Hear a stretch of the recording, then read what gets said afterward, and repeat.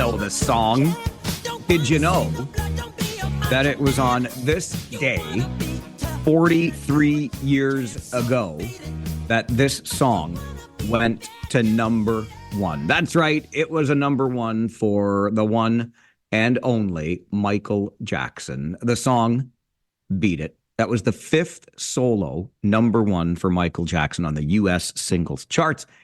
And it began a 3-week run in that number one position on this day, April the 30th, back in 1983. Wee bit of trivia associated with this song. I did a trivia bit with you. I think it was earlier this week, wasn't it? On the song to start the day, but it was a much more difficult one. I suspect you know the answer to this one. Who played the distinctive overdriven guitar solo on that song, Beat It? A pretty famous guitarist of the same era, but you wouldn't always associate this guitarist and his music with Michael Jackson's kind of pop music. But nonetheless, if you know the answer and you want to let me know, by all means do so. Our phone lines should be open, but now, see, I saw this little bit of red on the screen back at the studio in the boardwalk, and Devin Robertson, our man in that studio, just clicked the magic button. Phone lines open at 519-570-2545, star 570, and 1-800-570-5715. Beat It, a number one song, started a 3-week run at the top of the charts on this day in 1983.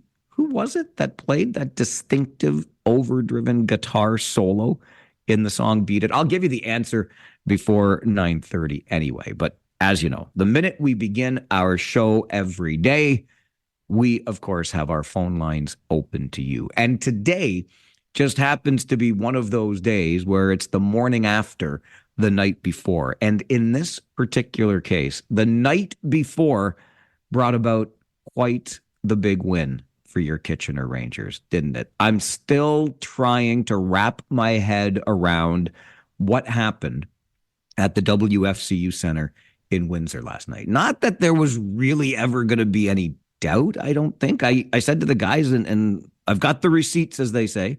If you talk to my colleagues on press row from Windsor last night, they asked me before the game, what's your hunch?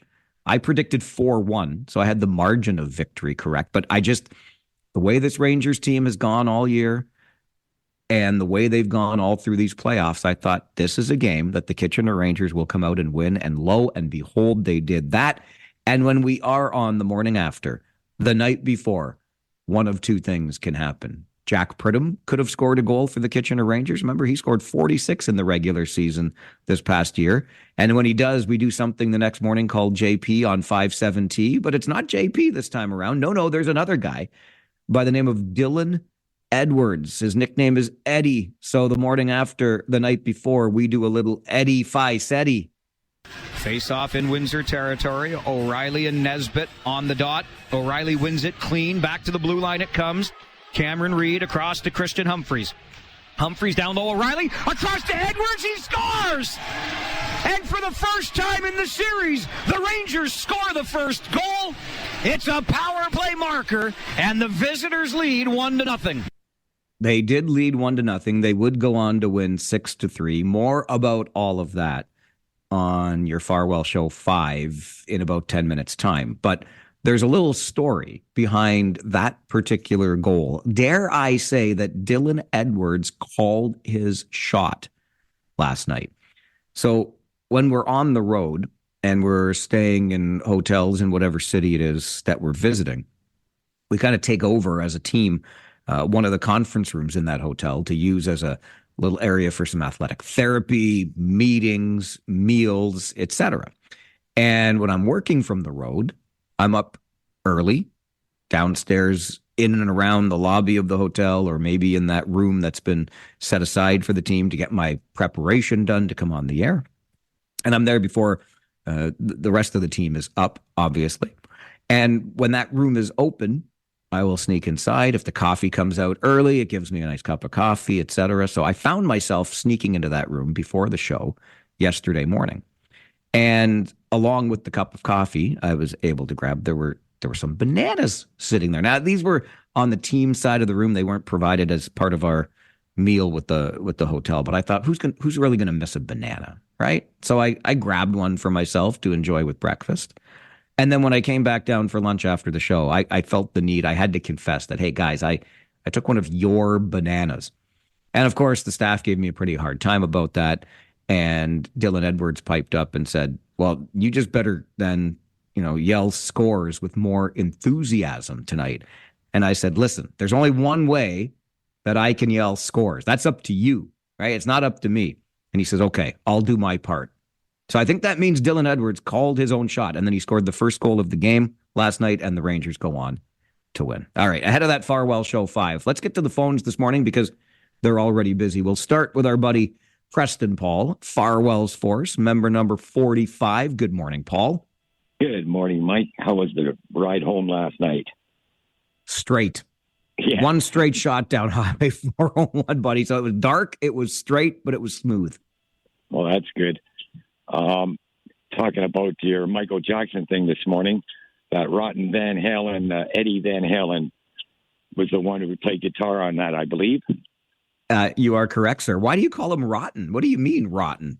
Well, he went and played for Michael Jackson and took away the number one spot for Van Halen. I think that album for Michael Jackson actually went number one with Eddie Van Halen on it and stopped Van Halen from actually getting to number one. Album of the year, okay. Yeah. All right. Well, Beat It was 83. Van Halen's didn't come out till 84. Maybe Beat It was still on the chart. Is that what you're telling me? Yeah, I think so. Something like that. I remember hearing him. I thought it was that because Eddie played with Michael Jackson and knocked him off their number one album of the year when they were for the Grammys or something like that.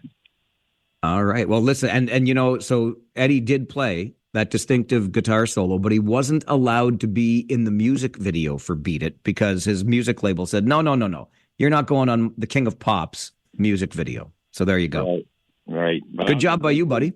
Yeah, a great game last night, though. Man, that was thrilling for a while there. It was nice to have that big lead and not coast, but not sweat it neither. So that was pretty good. It certainly was. All right, Mike, you have yourself a great day, buddy. Thanks, Paul. Great to hear from you. As always, let's go next to Steve, who is with us early this Thursday morning as well. Good morning, Steve. Good morning. How are you, Mike? I'm doing well, thanks. How are you? Good. I think I'm your number 101 on your list, maybe, somewhere down there. You think you are. Now, Steve, you're killing me here because I don't have my list in front of me. So I'm going to have to go on the honor system. You think you are. So today, you can think you are Farwell's Force member number 101. I'll take it. There you go. The gentleman before me beat me. So Mr. Van Halen. Eddie.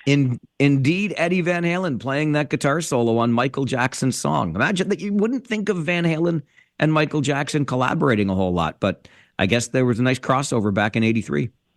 Yeah, there's something I missed back then. Well, now we know. I had a feeling you'd be able to come up with that answer today. It's not the deepest trivia cut. No, it was good though.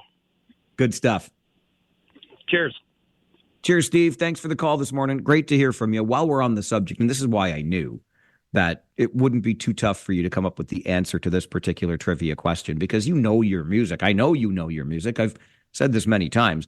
Today's talk radio listener is most often yesterday's rock radio listener. We tend to gravitate over to this as our listening tastes mature, shall we say. And sometimes, maybe you're a little bit like me, you mix both still. Your rock radio over here, your talk radio over there.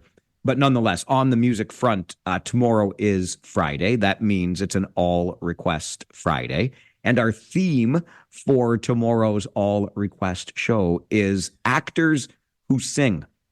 I know there have been some singers who also acted, but I'm looking primarily for somebody that was best known for their acting, but also sang a song, or maybe went on to a singing career of some note, but were best known as actors. If you have an actor who sings and you'd like to hear one of their songs, send in your request via email to mike@570news.com, or when you call in to talk to us, just let Dev know what song you would like to hear. All Request Friday theme, actors who sing. Doug is with us on the show this morning as well. Good morning, Douglas. Good morning, Mike. So, highs and lows. Great for the Rangers, and unfortunately, heartbreak for the Titans. Oh my gosh, I can't even. We were watching the scores all night. We were giving updates through the Rangers game all night.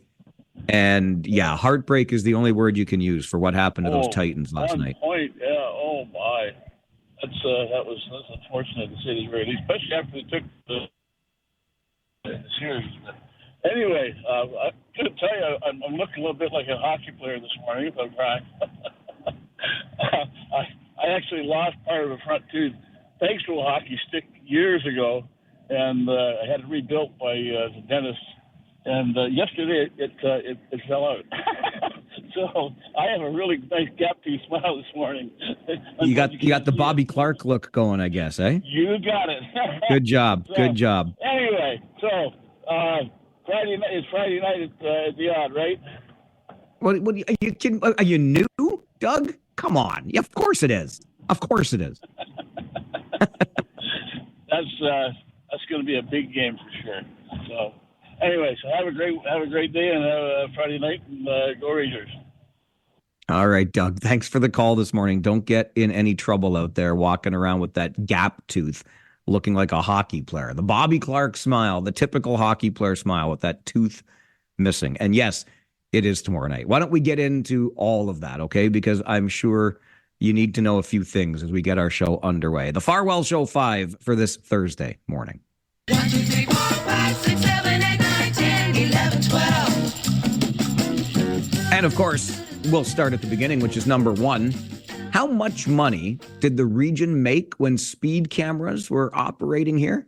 A total of $2.1 million. That's according to a report coming to a regional committee next week. Now, that $2.1 million was net revenue from the speed cameras because almost $800,000 was also spent on salaries and operating expenses as the program was closed out. Speed cameras were banned by provincial legislation last November.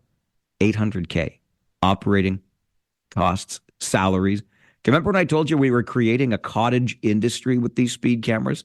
That's a lot of salaries for less than a year of operation. But I digress. $2.1 million net before the cameras were banned. Number two, Ira Needles Boulevard may be getting a much-needed resurfacing. A report coming to Regional Council next week says the surface condition of Ira Needles is past the point of patch repairs and requires a new surface to provide continued safe operation of the road and in a state of good repair. The $4.5 million project could start later this year. Just brace yourself because they're doing the whole ding-dang thing, right? From one end to t'other, basically. We're talking the expressway all the way down to Herb and Ira Needles, and that is going to cause a little bit of construction/commuter chaos. Number three on your Farwell Show 5 this morning, 75 charges have been laid as part of a police investigation into retail theft in Cambridge. The initiative focused on businesses along Hespeler Road and Franklin Boulevard, leading to 57 theft-related charges and 18 additional criminal code offenses. Waterloo Regional Police say 2 of the incidents were connected to organized crime. Number 4, another new apartment tower being proposed for downtown Kitchener. This one would be in the East End at the corner of King and Madison and be 19 stories in height. The proposal also calls for a connected 9-story building and a new downtown fire station.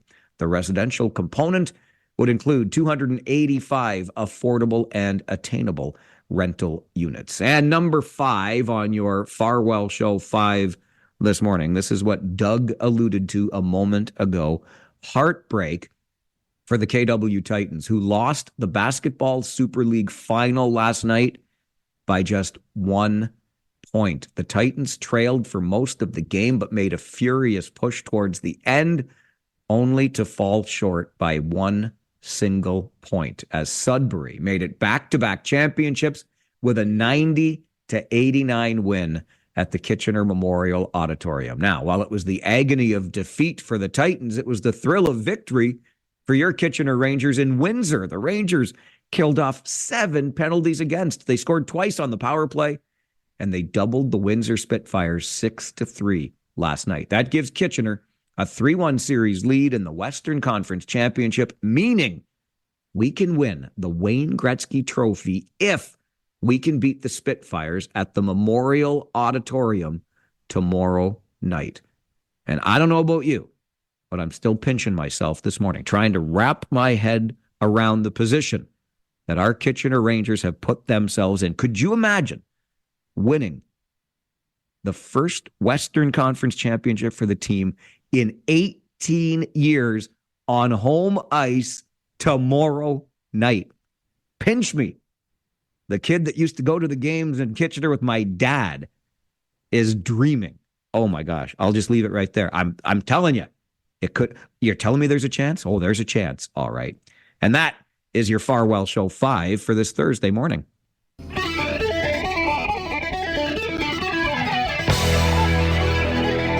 As God is my witness, I thought turkeys could fly. We will take a quick time out and come back with your morning wake-up call on the Mike Farwell Show this morning. This is 570 News Radio.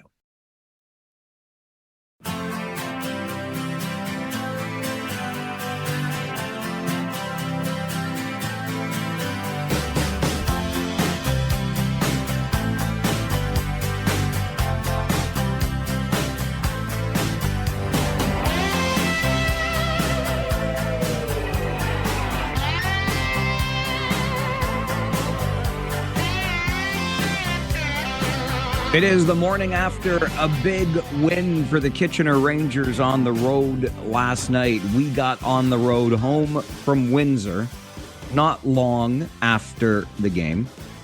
I mean, it takes a little while with those post-game media conferences in the Western Conference Final. And then to gather everybody together, they were in a pretty good mood, as you can imagine. But on the bus and made our way home by about 2 this morning. And now we wait for tomorrow night and the 5th game in this series between the Rangers and the Windsor Spitfires. It is, of course, at the Kitchener Memorial Auditorium, and the Rangers have a chance to close out the series. It ain't over till it's over, but the Rangers are in the driver's seat, so to speak. This is the time of the day we keep our phone lines open for the morning wake-up call, giving you a chance to have your say.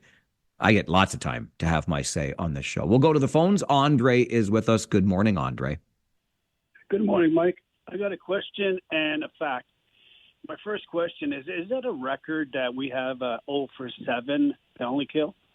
No. And then 2, I would like to thank you, Dale Hunter. That's very rare in 8 years I've been on the show, but I'd like to thank you because, like the coach OC said, it makes a big advantage when you win the face-off. And I know we have Ellis, but Sam O'Reilly on the face-off, oh my goodness gracious. You know what I mean? It's just wonderful. So thank you very much, Mike, and let's go Rangers. All right, Andre, thank you very much. I think you mean Mark Hunter, the Hunter brothers. Mark is the general manager of the London Knights. Dale is the head coach. Either way, I get where you're coming from. And it's super weird. We've been talking to a lot of Rangers alumni through these playoffs. The team has done a great job of bringing in former players and players that are more recent alumni. When we talk to them about having a couple of former London Knights as part of this championship caliber Rangers team, it's a weird thing, isn't it? So I understand why you would want to extend those thanks to the London Knights and the Hunters as part of that trade that brought Sam O'Reilly and Jared Woolley here to Kitchener. Their experience, I can tell you this, is paying off in spades for the Rangers as well. There's something about the way this team approaches the games with a kind of been there, done that mentality. And I think that extends from those guys who have been there and done that in Sam O'Reilly and Jared Woolley. If the Kitchener Rangers can close out this series with Windsor and move on to the OHL Championship, I think that'll make 4 in a row for Sam O'Reilly. And Woolley was probably there for all 4 as well. The London Knights made it to the final, but lost to Peterborough in 2023. Then they won the OHL Championship in both 24 and 25. Imagine, they'd play their entire junior hockey career and go to the OHL final in every one of them. And Andre was also wondering about the Rangers penalty kill last night, which was very good. 7 for 7. 7 penalties against the Rangers, only 3 against the Spitfires, but that didn't matter in the final analysis, did it?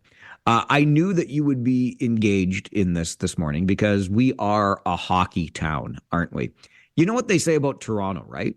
It's not so much a hockey town as it is a Leafs town, but it might not even be that anymore. And look, I recognize that as a Leafs fan, I definitely recognize that things have been a little tough when it comes to hockey in Toronto or the Leafs in Toronto, but things are so bad lately that there is now an effort by a grassroots organization in Toronto to try to rekindle the flame, the passion for hockey in Toronto. Because believe it or not, this group couldn't even give away tickets to a Leafs game this year. They couldn't give them away. That's how little interest people had in going to see a Leafs game. So this group is called Stronger Together. And what it's doing is visiting schools through the Toronto area, performing their own rendition of the good old hockey game by Stompin' Tom Connors and trying to get kids more interested in the sport of hockey. Look, there are other things at play here. Obviously, the cost of the game is something that we've talked about an awful lot.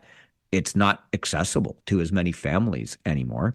But we also have a changing demographic, particularly in the greater Toronto area. So hockey may not even be front and center in a lot of young people's minds in Toronto anymore. But just imagine that the passion for the game has dropped off so precipitously in the Toronto area that a grassroots organization called Stronger Together has formed in an effort to get kids excited about hockey again. Never would I ever have believed that a major Canadian city would be going through this. I'll bet you're not seeing that in Montreal right now.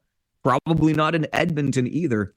But in Toronto, maybe in part because of how dismal a season it has been for the Leafs. They're just trying to light that flame anew to get kids interested in hockey again. All right, I hope you're interested in an update from the 570 News Center, because that's what you're about to get. And then let's talk about the Westmount neighborhood in Kitchener. I'm sure as soon as I say that, you know the neighborhood I'm talking about. It's a signature neighborhood in the city of Kitchener. And residents there pushing back a little bit on the city's new growth plan.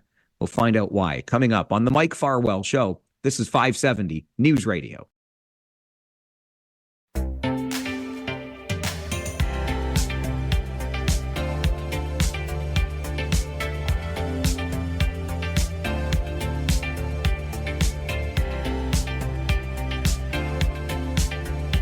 I don't have to tell you that we are a community that is seeing significant growth, right? We all know there are more people today, and we are expecting even more in the years ahead. And so our municipal planners are taking a look at what our cities will look like as we welcome these new folks to the area. In Kitchener, this long-term growth plan is called Kitchener 2051.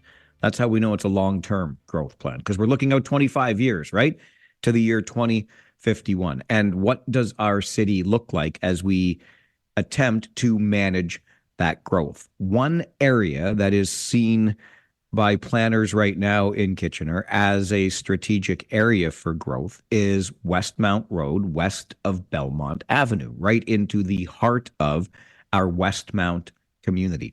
It is a community in our city that I think needs very little in the way of introduction. When we talk about the Westmount area, we know what of we speak. And as folks begin to digest the early proposals in this growth plan for the next 25 years, some are a little concerned about what this will do to that very well-known and highly regarded Westmount neighborhood. Some even going so far as to say this plan will mark the end of Westmount as we know it. Margaret Johnston is the counselor for Ward 8 in the city of Kitchener. That, of course, encompasses the Westmount neighborhood, and she joins us to talk about it. Margaret, good morning. Good morning, Mike. And before we get started, I just want to say that was an awesome game last night. I am so excited for Friday. Great work, Rangers. I had a feeling you might want to say a thing or two about junior hockey because you, Marg, have a long and storied history with junior hockey from your days in Peterborough. That's right. Yeah. Selling some popcorn, as I recall. That's right. Popcorn girl for the Peterborough Pete's, a renowned job that I've had in my past. Yes. And if I'm not mistaken, there was some guy by the name of Iserman with those Peterborough Pete's when you were there, was he not? Yeah, I know. This is how old I am. He was captain of the Pete's then. That was a long time ago. It's not how old you are. That's pretty cool. I was selling popcorn at the Peterborough Memorial Center when Steve Iserman was the captain. I would dine out on that for years, Mark. Years. I have been. Thank you. Yeah. Good. Okay, our love for junior hockey out of the way. Let's talk about this growth plan. And in broad strokes, Marg, when we look at the plan, Kitchener 2051, what sorts of things are we trying to do with this growth plan? Yeah, so we started working on, or our staff started working on Kitchener 2051 2 years ago. And we have to do a new official plan every 10 years. And the Kitchener 2051 is looking at Kitchener as a city that is planning, we have to plan for certain numbers. So what we're planning for is up to 450,000 residents by 2051.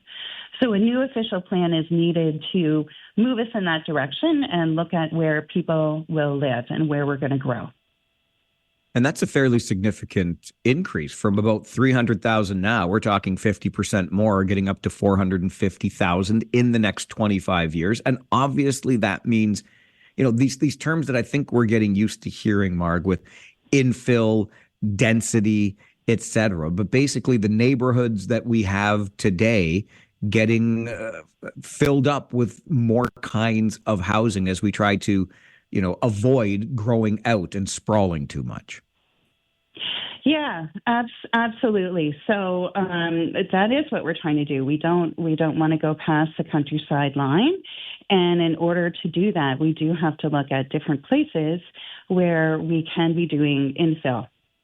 And sometimes that's challenging for residents, and sometimes people go, you know what, that's really great. Like along the LRT is where we have typically grown to this point, and that's why the LRT was built. And it does become a surprise to people whenever it's looked at in different neighborhoods across the city. I just want to say too that the Kitchener 2051 is a plan for the entire city. It is not just for the Westmount neighborhood, but from Westmount, we have heard a lot of comments. And actually, I think that's great. I appreciate that residents are engaged and that they love their neighborhood. That's what we ask people to do through our Love My Hood initiatives, et cetera. And that's what we've been seeing. And I think it would come as little surprise, quite frankly, when we're talking about a neighborhood like Westmount. To be honest, sometimes I'll just drive through it. If I'm in the area, I'll detour to go through Westmount because there's just something about the character of that neighborhood. It's distinct, to say the very least. And this Kitchener 2051 plan, Marg, identifies Westmount or parts of it as a strategic growth area. So how, as the counselor for that ward, would you like to see this growth happen in Westmount? Yeah, and you know what? Therein lies kind of the split that's here. I will also say that Westmount is a really special place, and thank you for saying that it is a place that you love to drive through. I love to walk through it. It is incredible, and there's even a book about Westmount written by one of our residents, Susan Saver, and it's called Westmount: The Tie That Binds the Twin Cities. And Westmount is the first neighborhood that stands today as Canada's first suburb. And it was noted in 1924 as Canada's first detached private residential district. And that was established when Kitchener adopted its first comprehensive city plan. And this is why people really want to have this recognized, and they should.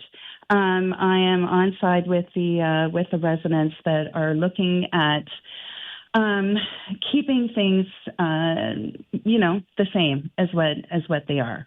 So some of the changes that have been proposed for the Westmount neighborhood is that, it's policies that will require any future development beyond 3 stories to go through a public development process, and policies that require those developments to consider the history of Westmount is what we have currently put into the plan for Westmount. And staff and myself have received many comments from them and asking them to consider that the final official plan consider the Westmount, what is called Westmount East now, as a cultural heritage landscape, also goes over to Westmount West. Sorry, lots of W's here, and that they consider both areas of Old Westmount as part of one neighborhood and one cultural heritage landscape. And I agree with them. So I have asked staff to look at that, putting that back into the draft plan, that they're coming up with another draft plan, and to, again, look at keeping it at 3 stories across that area. And also to look at the strategic growth area that they've put in, which would go all the way up from Belmont up to one side of Dunbar, and to reconsider that as well, because that has a lot of heritage buildings and homes in there right now. So that's kind of what the neighborhood has asked for. If this designation is achieved, Marg, what would that mean then for Westmount? Would certain areas be off limits, so to speak, when it comes to the growth plan? Well, we're hoping that it would, what would happen is that what is in place now would stay in place for Westmount. So, yes, we're hoping for there to not be a change there. Where are we at in the process of this plan? You mentioned, it's been 2 years already in the making. Cities have to do this as a matter of, business course every 10 years. I know we don't have anything finalized yet. We're kind of getting feedback, et cetera. Where are we at in the process here? Yeah, so what where we're at is that the official plan has now come to council for the first meeting to provide us their draft of what staff has proposed for the official plan. And as part of that process, there was no vote or anything that was held that night. We had many delegations that night to talk about the proposals in the official plan. And then staff was asked to go back, and from myself in particular, to go back and take a look at what was proposed for Westmount, and to come back with a new plan for them, and to also come back with from the feedback that they heard that evening and that they've been hearing about for the past 2 years, to come back with a new plan. And the next meeting is tentatively planned for May 25th. That night, depending on how many delegations that we have, we should be voting on the official plan that evening. So if we stay at that 3-story height limit that you mentioned earlier, Marg, what does that look like? Could we have multi-unit residential dwellings within the existing neighborhood as long as they're not going over 3 stories? I mean, what might that look like? Well, yes, we could. We do have, 4 units as a right across the city. I don't, whether or not I think that would actually happen in Westmount. Could it? It could. But I don't see that's necessarily attractive to people, excuse me, to want to do that. Yeah, it strikes me as one of those neighborhoods where it's almost got so much of its own unique character to it that uh, any sort of change that would be pretty drastic. It feels like, at least to me. Yes. Yeah, Yeah. yeah. And that's exactly what the residents have been saying, that it is a special place, and they're right. It really, really is. So I'm hoping that that staff will be taking another look at this. They'll be coming back with a new draft. We'll see what's there, and then we'll see how we can still look to move forward with not having as many changes to Westmount. What I do want to say, though, Mike, as well, is that I know that we have to change. We have to be planning for 450,000 people. I am representing my residents on this. I also represented my residents on Moorgate last week at Regional Council as well. So we need to, where they're planning on not doing the building and infill there that was supposed to happen there. So I want infill. I want things to be changing here, but I do think that we need to look at neighborhoods differently that have a special history. And when you talk about Moorgate, which is kind of the Westmount Victoria area up in Victoria Hills, I mean, some neighborhoods, bluntly, are more appropriate for or better designed for greater infill. Absolutely. Yes. Yeah. Yeah. Yeah. And in fact, those residents are upset that the infill of the 16-story tower and the 9-story tower that we're going to go in there are not happening. They want that there. Interesting balancing acts that we have. And I mean, as somebody that's sitting in the thick of this, Marg, on council, when we are experiencing these periods of frankly, quite rapid growth. I mean, trying to manage the interests, maintain character in some areas, and still create the necessary space for the housing that we need. Would you say this is among the biggest challenges that we have as counselors these days? Absolutely. You hit the nail on the head there. But we do need to look at it in terms of what makes the most sense. And we do want to have those historic heritage neighborhoods that people do love to come and visit. I know during COVID, a number of people would park in the neighborhood and go walking around Westmount because it's a beautiful space to walk. So I think that we need to keep those things in mind whenever we look at our plans. I know that staff do as well, and I want to say that our staff has done an amazing job in terms of doing consultations around this. Like I said, they have met with over 3,000 people in the last 2 years. We've had community meetings at our community centers to talk about the official plan. We had a workshop that the staff did through Westmount a few weeks ago. So they're working really hard too. They have parameters that they need to adhere to in terms of planning as well. So it is a difficult balancing act, but it's really important that we do our best to get this right. Marg, I really appreciate the time on the show today. Thanks very much for being here. Thank you, Mike. Take care. You too. Bye now. Bye. Margaret Johnston is the Ward 8 councillor in the city of Kitchener. Her ward encompasses the Westmount neighborhood, and it certainly didn't come as a surprise to me. I doubt that it does to you, that folks in this neighborhood, which, again, when you say Westmount, we all know what we're talking about, with a neighborhood that has a distinct character to it, right? And also attached to that distinct character is a rich history in our community. And so when we're talking about a growth plan and changes are proposed, you can understand why residents would say, hang on a second here. Let's not forget about the rich history and the unique character of this neighborhood. And let's try to preserve that even as we grow and try to make room for and build housing enough for 450,000 people by 2051. And I can also hear the other side of this coin. Hey, why should Westmount be exempt from infill, increased density, et cetera, when we're already talking about Moorgate Crescent, for example, in Victoria Hills, just off Westmount Road, really.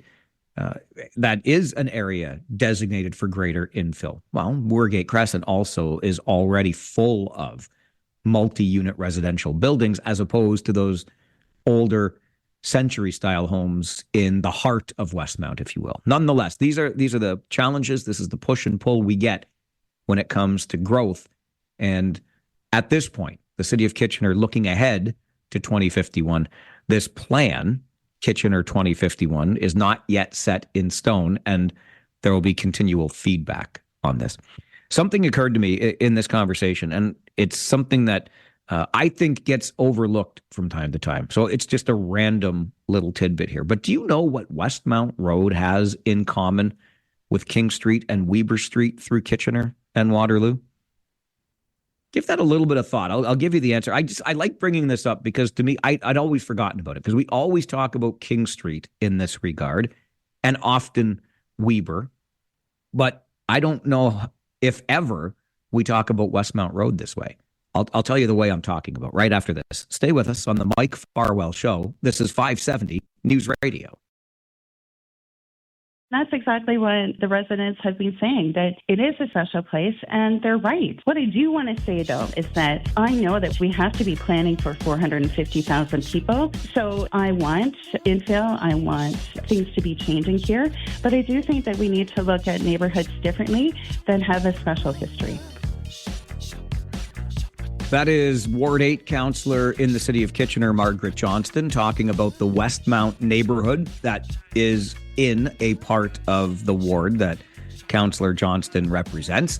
And as we look at growth, the Kitchener 2051 growth plan, residents in the Westmount area are saying, as we grow, because Westmount Road beyond Belmont has been identified as a strategic growth area, and residents are saying, okay, but let's remember the rich history here and the unique character of this neighborhood, and let's make sure we preserve that as we grow to by 50% to 450,000 people in the next 25 years or so. Westmount Road has a very close connection, or has something in common with King Street and Weber Street through Kitchener and Waterloo. We often talk about this, almost always, in fact, when it comes to King Street, because it's one of those streets we use as the examples of poor planning. King Street runs east, west, north, and south. It's just bizarre. So does Weber, and they cross each other multiple times, King and Weber. But did you know that Westmount also runs east, west, north, and south, sharing that trait with Weber and King? And if you take Westmount Road north far enough north, you'll run into the intersection of Westmount Road and Westmount Road, where Westmount Road North becomes Northfield Drive, and you could hang a left and go out past Laurel Creek to Benjamin Road, still on Westmount Road. But you have to turn off Westmount to get onto Westmount. Listen, if I had a nickel for every time I came across an odd planning decision around here, I'd have a whole heck of a lot of nickels. This is the Mike Farwell Show on 570 News Radio. TV.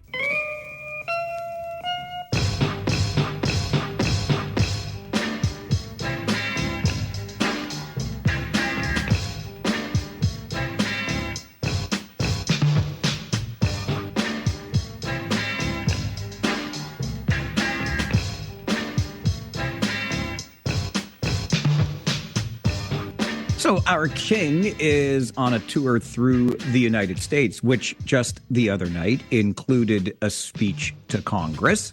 And it is a visit by King Charles that met with some opposition from those in the UK as he was embarking on said journey. And I think some in Canada may be raising an eyebrow given the current state of Canada-US relations. But let's talk a little bit more about this visit by King Charles to the U.S. We're joined by Dr. Justin Volk, who's an adjunct professor of history at Redeemer University in Hamilton. Justin, good morning. Good morning. Thanks for having me. Oh, thanks very much for making the time. What is the purpose of King Charles's visit to the United States right now? Well, officially, it is to commemorate the 250th anniversary of American independence from the United Kingdom. But there is undoubtedly a lot going on behind the scenes here.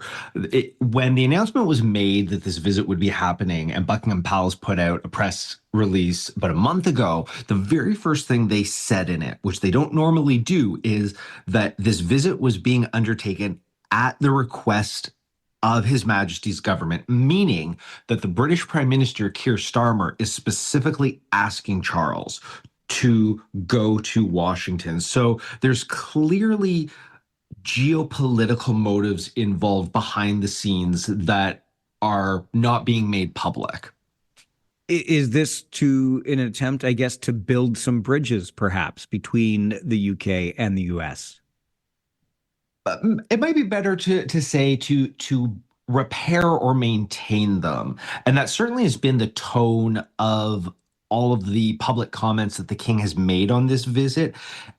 His speeches have really reinforced the decades-long military, economic, cultural alliances between the United Kingdom and the United States, particularly since the end of World War II. So his speech to Congress really had this tone of sort of kind of a bucking up of the allies, reminding the Americans why they are friends and why they should continue to be friends. What did you make of that speech that King Charles gave to Congress? I was quite impressed and a bit shocked by it. It shocked in a positive way, because of how unusually forthright it was. He made really specific, pointed remarks about issues that are very much hot button issues in the United States right now, which the sovereign doesn't normally do. He talked about climate change. He talked about the war in Ukraine. He talked about NATO. He talked about needing to oppose people who have victimized segments of the population and the need to stand with and support those victims. So that is probably the most explicit and I might even say provocative speech we've ever seen from the British monarch. As I alluded to at the outset, Justin, there were some protests in the UK when King Charles, when the visit was announced and when it was being prepared, and not everybody there was thrilled with the idea of the king visiting the other king, if you will, to use a term for President Trump. But here in Canada, too, I mean, is there any reason for us to raise an eyebrow saying, hang on a second here, relations between Canada and the U.S. aren't exactly warm right now. Why is our king visiting the United States? Well, there's always a reason to raise an eyebrow, because that means that people are paying attention. It means that people are taking an interest in issues affecting Canada. It's also really natural when the monarchy does anything like this for Canadians to start to ask questions, because he is our sovereign. But the intricacies of how that constitutional relationship works are complicated. It's not something that we learn in high school or middle school. And it's not necessarily common knowledge that Charles's role as King of the UK versus King of Canada or Australia or New Zealand, they are technically separate offices. And so this visit that Charles is making to the US right now is solely on the advice of his British government. So he's not there in an official capacity as our king. There have certainly still been hints and references subtly to Canada and Canada's importance to the monarchy, but it's natural for people to be like, hold on, wait a minute, what's going on here? But it's the answers to that question are more complicated than the questions themselves. How do we begin to unpack that? The intricacies that you referred to, Justin, the complexities of our relationship with the monarchy and this visit to the United States. Where would we begin to unpack that? Well, it really does sort of start and end with the sovereign himself, with Charles, because he is the sovereign, the head of state of not just the United Kingdom, but 14 other Commonwealth realms. And the tricky thing about that is everything that Charles does has to be approved by the government. But then there's this question of, well, what happens if Mark Carney asks Charles to have a conversation with President Trump that isn't necessarily a priority for, or could even be detrimental to Keir Starmer's position? That's where the king has to make the decision of whether or not that violates his constitutional role with each country. And it really, like I said, it begins and ends with him because he's where it all starts, and it is his responsibility to say whether or not something is acceptable in his role. You mentioned earlier that King Charles is making this visit really at the urging of Keir Starmer and the UK government. What can King Charles, in his capacity, in his role, do on behalf of or to help the UK government? Well, quite frankly, his the best thing he can do is what's the old phrase? Grease the palm. You know, it's the monarchy works on this thing called soft power. The monarchy doesn't put out social media posts about policy. It doesn't criticize leaders, foreign policy, all of these things. The monarchy is a symbolic institution, and that is where it is powerful here. So Charles goes there and he does the state dinner with Trump. He has the red carpet rolled out. There is a weight and a power that comes with the monarchy as a result of centuries and centuries of tradition and heritage that really appeals to Trump personally. And it's things like, he gave Trump a bell from the British submarine HMS Trump as a gift. That is something that just lit the president up like a kid on Christmas morning. And that sort of adulation that the president has for the king through these mechanisms of soft power can then translate to perhaps a softer stance towards tariffs on Britain, could soften some of Trump's harsher comments against Keir Starmer, and I think this is really what Starmer is hoping for, could get American support for British foreign policy initiatives. I think there's some concerns about the Falkland Islands coming up. So that's how it translates in terms of meaningful results. Certainly interesting times these days, and really appreciate getting your perspective on this today, Justin. Thank you very much for joining the show. Thank you for having me. Dr. Justin Volk is an adjunct professor of history at Redeemer University in Hamilton, joins us to talk about our king's visit, King Charles visiting the United States. Yeah, our relationship right now may not be the warmest with President Trump and the U.S., but there are bridges to be built or at least maintained between the UK and the US as well. And King Charles taking a tour in an effort to just do that, maintain those bridges. This is the Mike Farwell Show on 570 News Radio.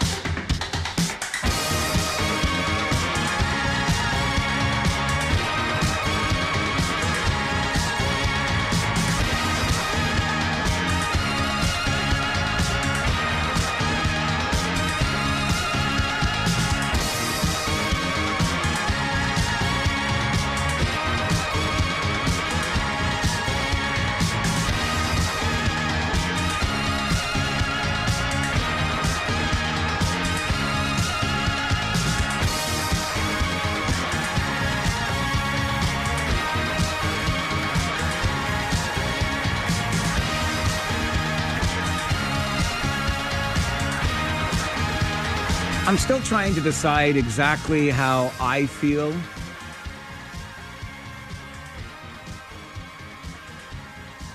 about the king visiting the United States right now. All things considered, given that he is our monarch, right? And we are in the spot that we are when it comes to Canada-US relations. I also say that as someone who has been lukewarm at the very best when it comes to the monarchy and whether or not it is something that we should even still be adhering to in modern times. I've never been a royal watcher. I've never had much interest in what happens with our royal family. And I just feel as like I get it historically. I'm just not sure that today this is anything that needs this relationship, this formal relationship, I guess, if you will, with the monarchy needs to continue existing. And I was thinking about this visit by King Charles. I mean, we could unpack so many different things as part of this conversation, not the least of which is King Charles's brother, who obviously isn't someone talked about by the family, the royal family, at all these days. But that's getting into those dynamics that, quite frankly, I don't care enough about. The royal family is like its own soap opera, and I know it's a big deal, that soap opera over in the UK never has been much for me. And when you consider, as I have in light of this visit by King Charles to the US, the statistics lately that show the declining number of visits that Canadians are making to the United States, that speaks very clearly about the relationship right now, how we as Canadians generally feel about the US. And then to see our sovereign there and paying this visit and kissing the ring, so to speak, it probably leaves one with a bitter taste here or there. And it just raises that question again, whether or not the monarchy still serves us as a people here in Canada. Nonetheless, it makes for some headlines for those who are more interested in it than others. And there is a really interesting dynamic at play, particularly in this case, because King Charles is in the US at the urging of Keir Starmer, the UK PM. And that is just it just goes to show how fraught tensions are globally. Everything around the United States, it seems as though we're all kind of trying to find our place in this new world order. And it begins and ends. The epicenter of all of this, of course, is the president of the United States, upon whom, by the way, let's keep that in mind too.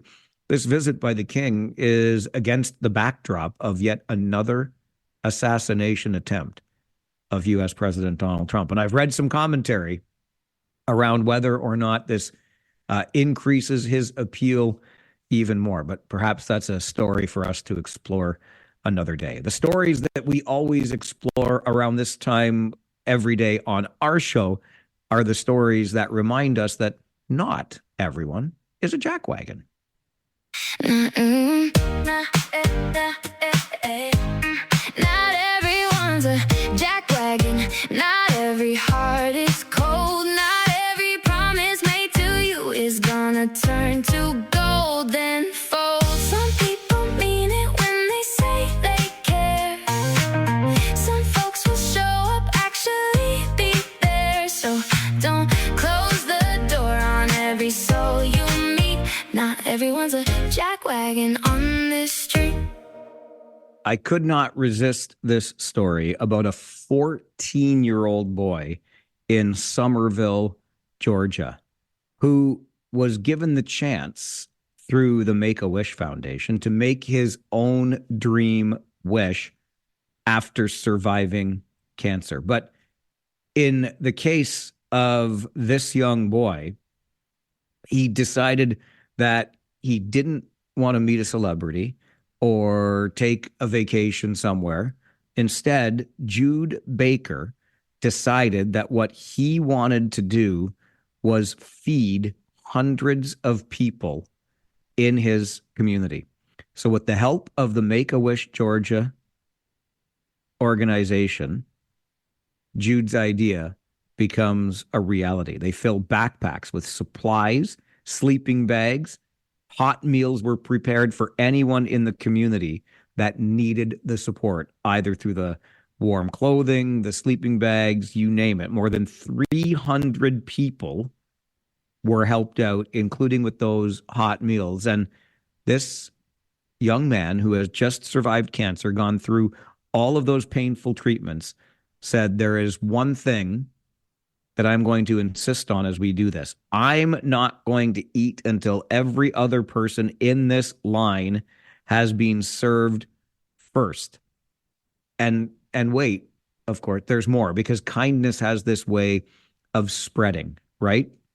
So Jude's decision to, instead of take that vacation or meet that celebrity through the Make-A-Wish Georgia Foundation, he wants to help people who are down on their luck in his community.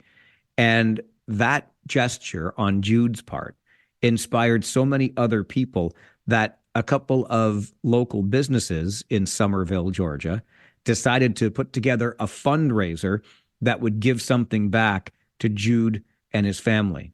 And the GoFundMe campaign has now raised more than $60,000 to help Jude on this next chapter of his life as a cancer survivor. So again, kindness costs you nothing, and it can spread. In this case, it can spread like wildfire. Jude Baker decides, for his wish after surviving cancer, I'm not going to do something for me. I want to do something for people in my community who do not have a place to live. He wants to make sure they get helped. 300 people do get that help. And then in return, the community rallies around Jude and his family, raising $60,000 through a fundraising campaign. And that is a very good reminder for us of how kindness can spread, and that not everyone here or in Somerville, Georgia, is a jackwagon. All right, we are fast approaching 10:30, and your update in the 570 News Center. About an hour from now, it being Thursday, we will have our weekly opportunity to have a little fun together on the Flipside. And I'm wondering today how you use artificial intelligence in your life. It might even be your daily life. I continue to resist this stuff at every turn, but I had a pretty long conversation about it yesterday. It got me thinking. So I want to find out from you about an hour from now, when we do the flip side, how you use AI in your everyday life. After this update from the 570 News Center, Gary Chalk is away this week, so we will not be living retired. We will, however, talk about Ontario Premier Doug Ford, and some might think it's time for him to retire. We'll talk about it coming up on the Mike Farwell Show. This is 570 News Radio.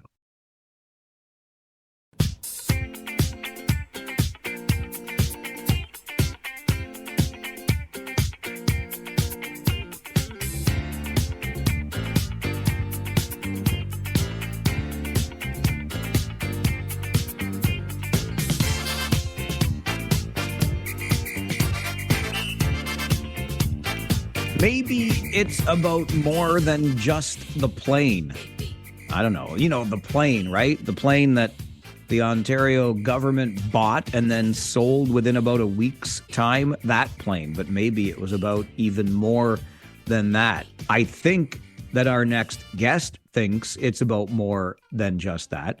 Our next guest is John Malloy, former Liberal MPP and cabinet minister here in the region, now the director of the Centre for Public Ethics at Martin Luther University College in Waterloo. John, good morning.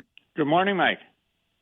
You ask, as usual, a very provocative question. Has Ontario Premier Doug Ford lost his mojo? Before we explore that a little further, I mean, did he ever have it? Why would you say Doug Ford even had mojo, John?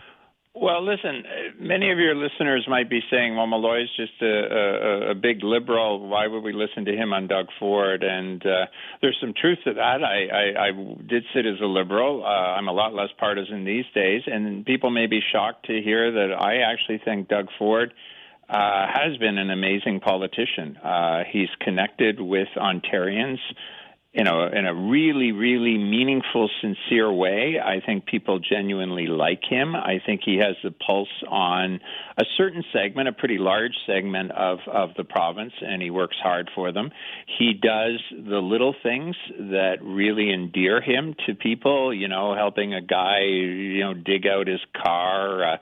Didn't he help some person during COVID that needed masks delivered, and he put them in the back of his truck? I mean, he's got that personal touch, the cheese has slipped off their crackers comments. I think he's connected with people, and he's focused on issues around affordability. From a policy point of view, I disagree with him, but in terms of a politics point of view, I hated those damn license plates, and you have to get the little sticker, and you got to pay. I mean, he brought back paper bags to the LCBO. I mean, he knows, or he knew what he was doing. I guess the point of this discussion this morning is, does he still know it? Well, what evidence is there to suggest to you, John, that he doesn't still know what he's doing? Well, I mean, the piece that prompted this discussion, I said he's at a bad 2026, and it's still April. I mean, he started the year, I think it was in the first few days of January, with a court ruling saying that he needs to give out the records to his famous personal cell phone, which he always brags about, that he gives Ontarians the numbers and they call him and all that. And those records needed to be released. So instead of somehow addressing that, finding a way to do that, he introduced measures which now have been passed, which not only would defend or not allow his cell phone numbers to go out, but a whole bevy of government records are now unavailable in terms of access to information requests. And by convenience, the whole thing was done retroactively, so that the Greenbelt scandal, the skills development scandal, all those the huge tranches of records are off the table. A lot of people are very upset about it, not just the opposition. I think Ontarians in general are saying, hey, that's not particularly fair.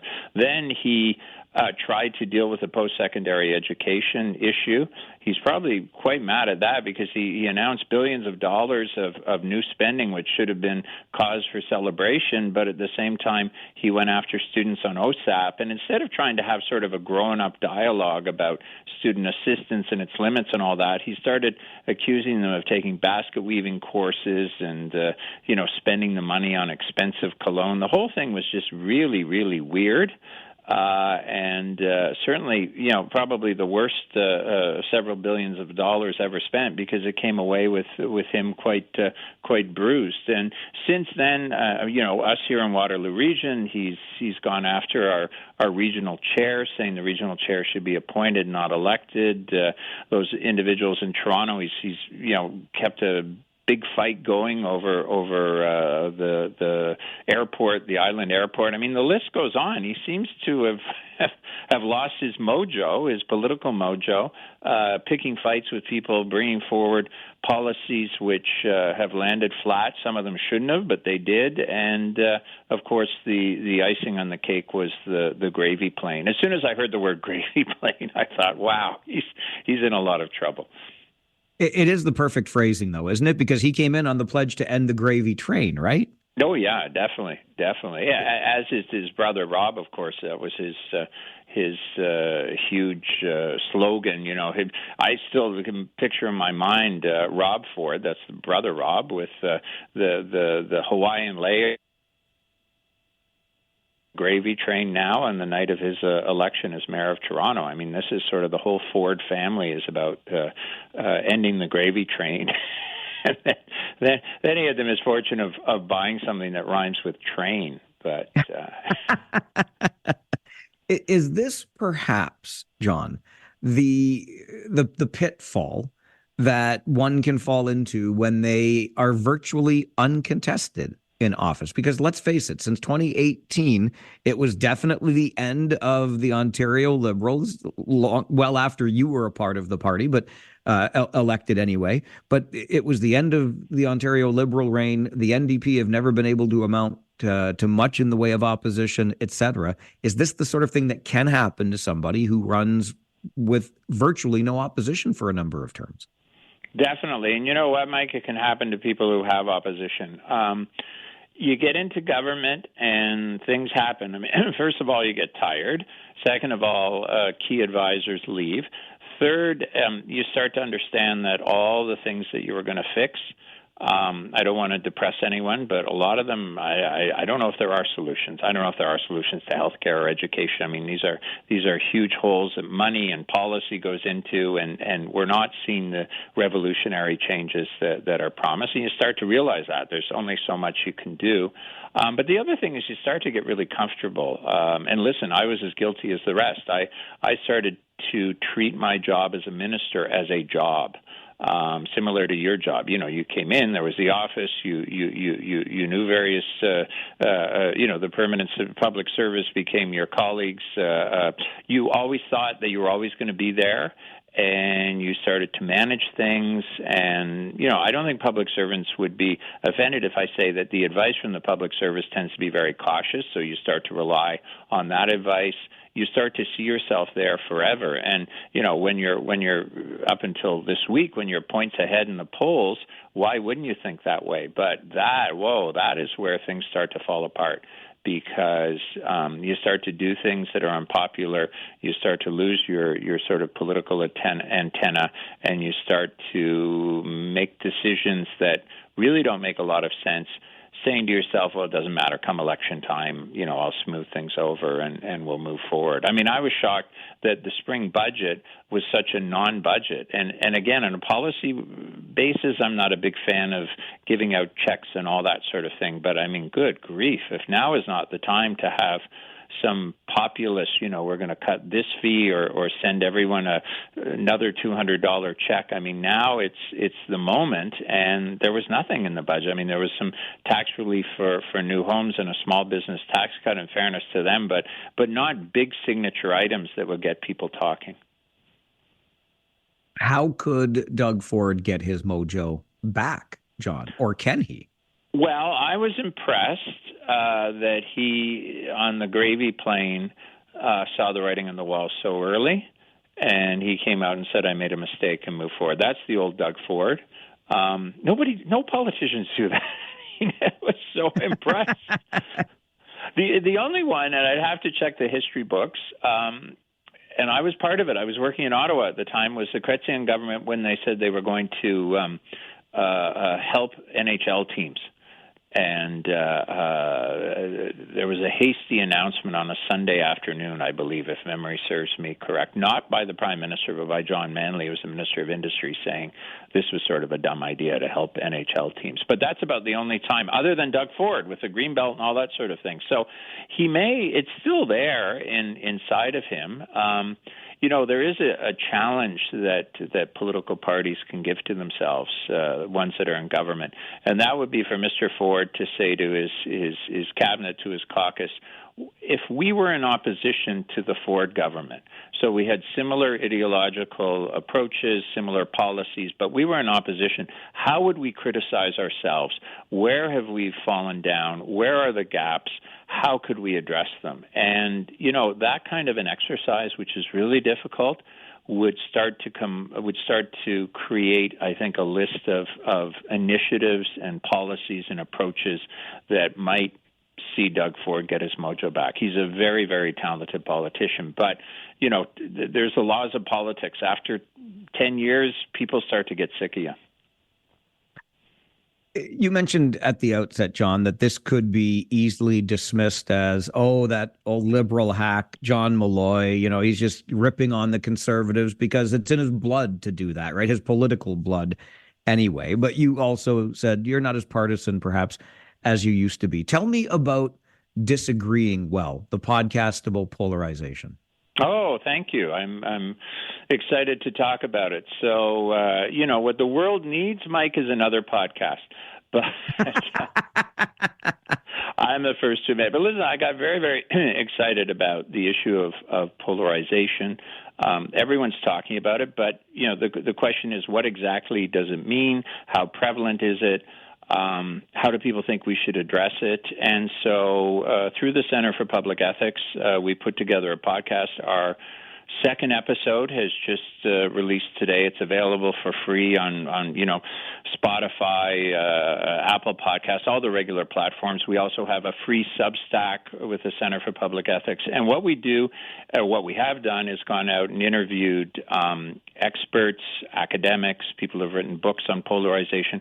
Plus, we've talked to practitioners, people who are in the field trying to bring groups together. And although it has a Canadian focus, I've talked to people in the United Kingdom, I've talked to people in the United States who are working in really, really polarized situations and trying to figure out how to bring people together.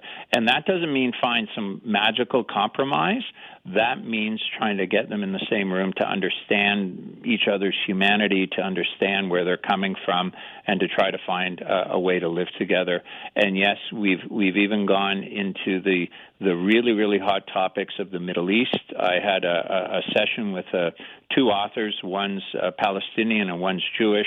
They wrote a book about how do we talk about what's going on in the Middle East. So, I'm perhaps braver than others, but it's a brand new podcast, and it's every Thursday. It'll be released. The second one's just released right now with Eric Merkley, who's a political scientist, who wrote a book called Polarization A, it's just out on what's happening in Canada in terms of polarization.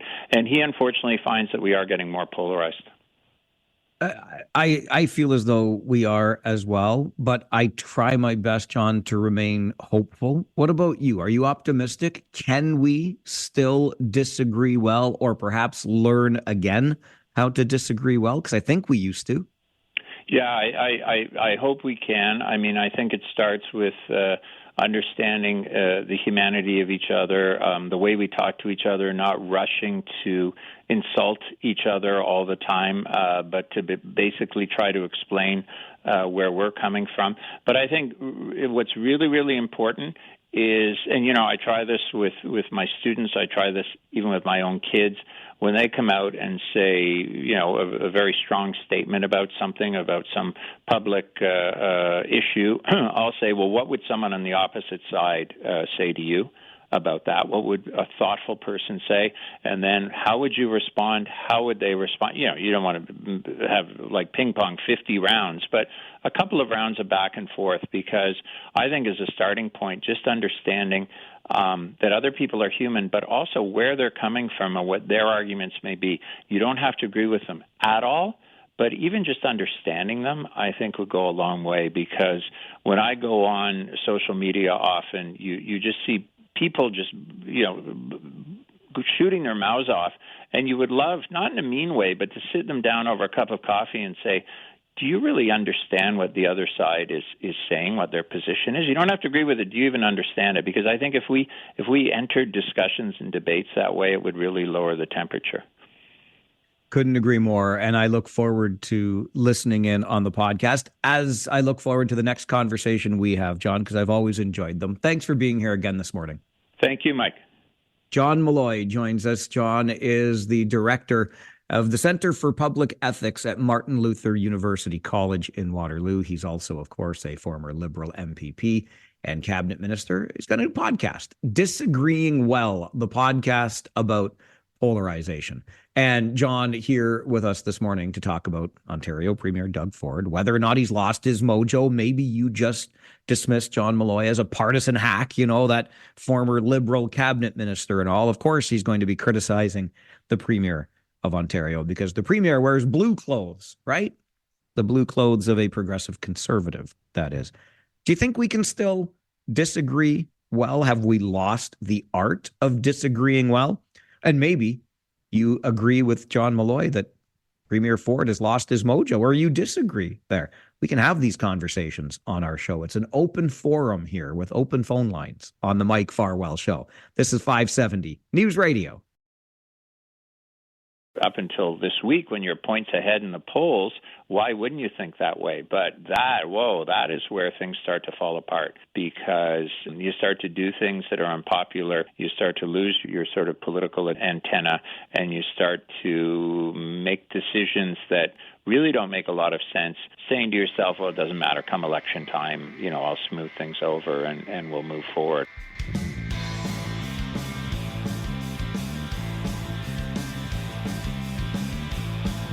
That is former Ontario Cabinet Minister and MPP for Kitchener Centre, by the way, John Malloy. He was a Liberal, don't you know? And he joins us this morning to talk about Ontario Premier Doug Ford, who is a Conservative, don't you know? And John suggests that maybe, just maybe, Ontario Premier Doug Ford has lost his mojo. John is now the director of the Centre for Public Ethics at Martin Luther University College in Waterloo. He's just started a new podcast called Disagreeing Well, the podcast about polarization, because we know it's not telling a tale out of school, is it? That we are as polarized as we have ever been, I would say, in our history. I don't know, though. How many thousands of years do you want to go back here? But nonetheless, I can't remember a time as politically charged and polarized as the time that we are currently living in. I remain hopeful because, and here's the thing. The reason I find myself hopeful is because I have made the decision to remove myself from social media a little bit more. I'm still on there and I still use it as a resource and every once in a while to interact. But I used to be that guy that got into these long back and forths, 140 characters at a time. And it became just incredibly frustrating. But what happens in those spaces, I believe, is that we just want to prove ourselves right or the other person wrong.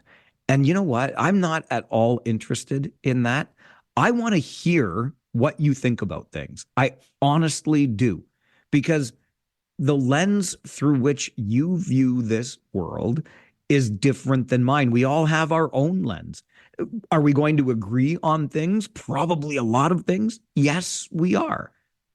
But we're not going to agree on everything. And I'm always so interested in what you think about issue X, Y, or Z, because that tells me something about how you came to that perspective.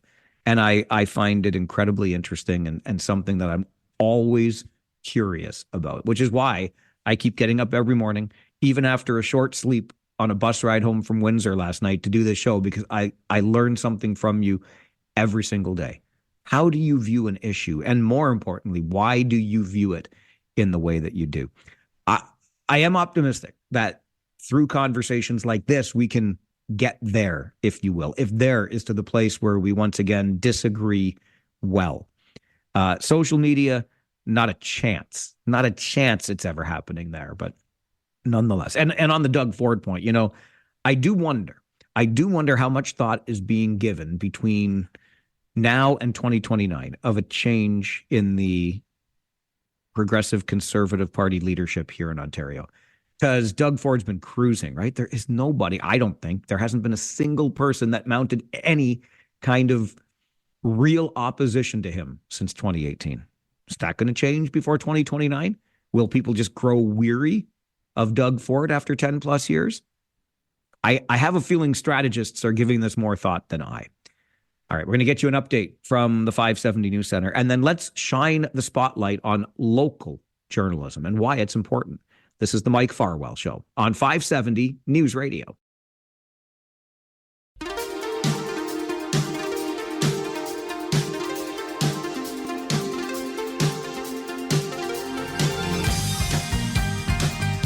A couple of things to take note of as we embark on this next conversation here on the show. One is this coming Sunday, May the 3rd, is World Press Freedom Day. And next Tuesday, the 5th, will be the third in a series of what I think are now annual journalism film festivals hosted by Ink-Stained Wretches, about which you'll learn more in a moment. But Spotlight is the terrific film that will be screened as part of this third Journalism Film Festival next Tuesday evening. Ink-Stained Wretches. Oh, there's a whole bunch of them. And one of the coordinators with the group is my old friend Mirko Petricevic, who joins us on the show this morning. Mirko, it's always good to talk to you. Good morning. Well, likewise, Mike. Thanks a lot for having me back to the show. Always a pleasure, my friend. And along with Mirko today is David Harms, who's a host with Midtown Radio KW, from one host to another. David, it's always good to see you as well. Thanks for joining the show. Thanks, Mike. Yeah, great to see you as well. Mirko, let me start with you if I could. And Ink-Stained Wretches, a bit of background on this group that you are a part of and have been now for some time. How did it all get started? Yeah, it started back in 2020. Remember early 2020 when there was something called the COVID pandemic? Who could forget? Yeah, no kidding. Well, we want to maybe, but yeah, no kidding. Yeah, can't forget it. But basically, early in 2020, one of the newsroom, most of the people in this email list had kind of left the newsroom by that point, including me. And but we get together for beer once in a while, and somebody shared a Washington Post story to say how difficult the pandemic lockdown is going to be on newspapers, and by extension, other local media.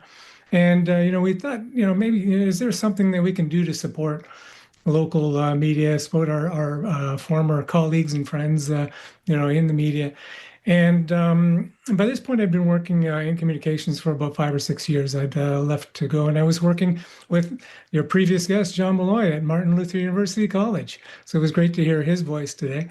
So what we did is we came up with a campaign to approach municipalities and ask them whether they would pass a motion of vocal support motion, supporting the role of professional media in the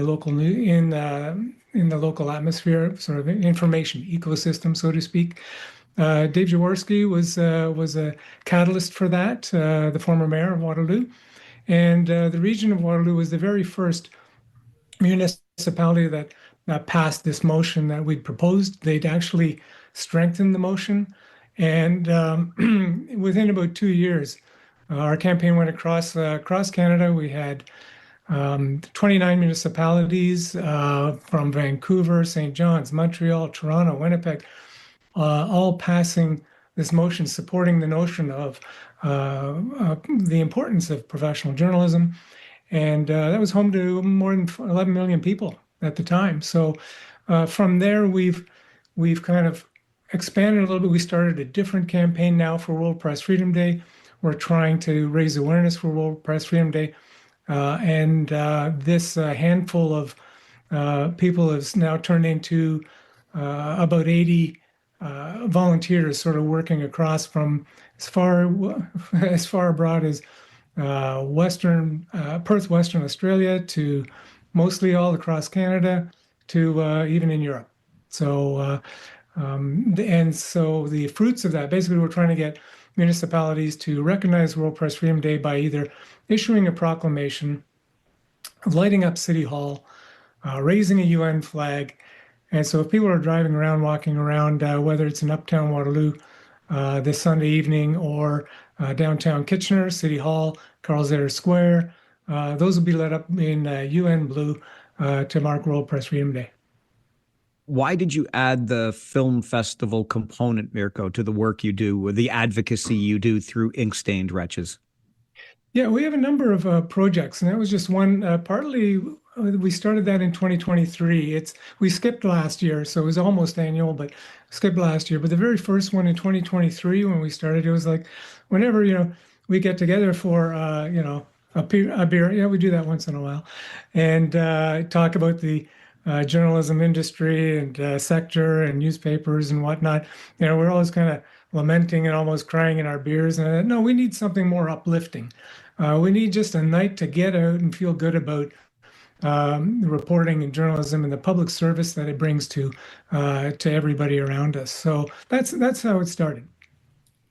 this year's film festival, as I mentioned, next Tuesday, the movie Spotlight. David, you will be moderating a panel discussion following the screening of the movie. And we're really going to be talking about local media as part of the social infrastructure in a community. What do we mean by social infrastructure?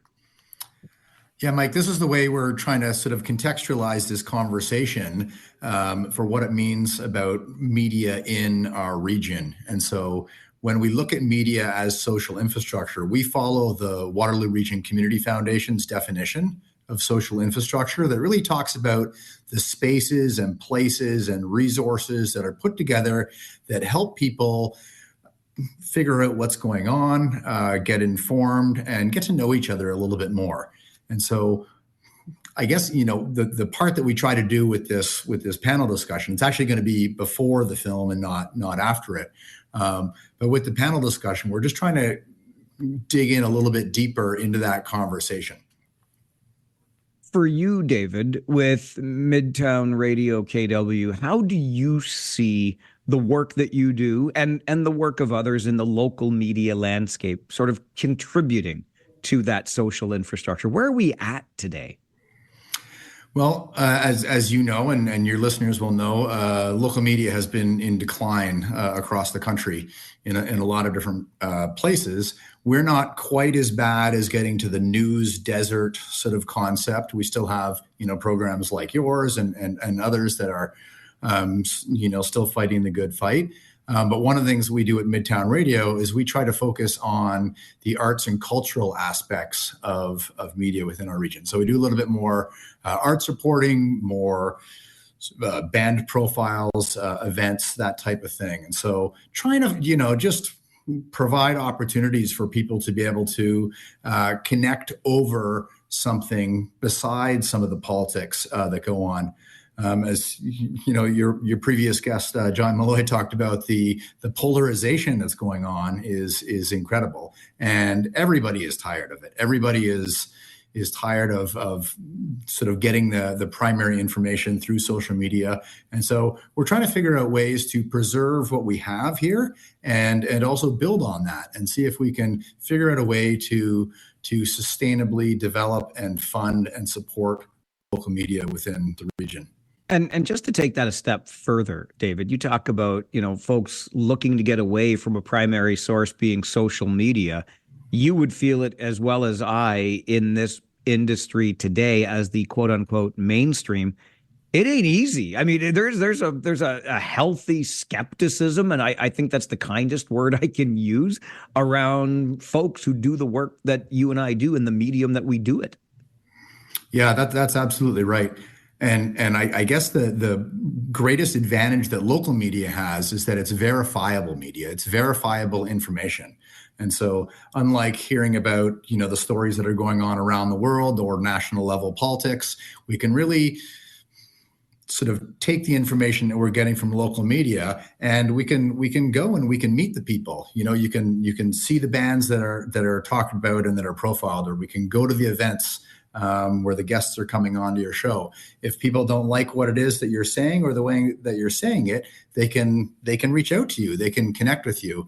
But when it's done in a face-to-face way like that, it tends to be much more civil, much more human at that scale than the anonymity that happens through social media. Yeah, it's a great point. I always remember what I believe it was Michelle Obama said. It's hard to hate up close. And I think of that often when we have conversations in real life. That's much more meaningful that way.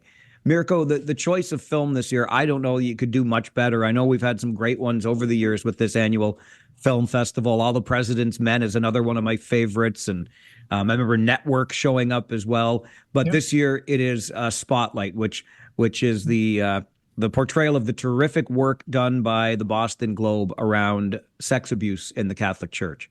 Yeah. Yeah, I guess one of the things that I remember from back in 2015 when the film came out was watching it, and it really is an iconic kind of heroic journalism movie, the way that All the President's Men is as well. And when I was looking for scanning around looking for what to program this year for the festival, the funny thing occurred to me was that I couldn't find a Canadian one.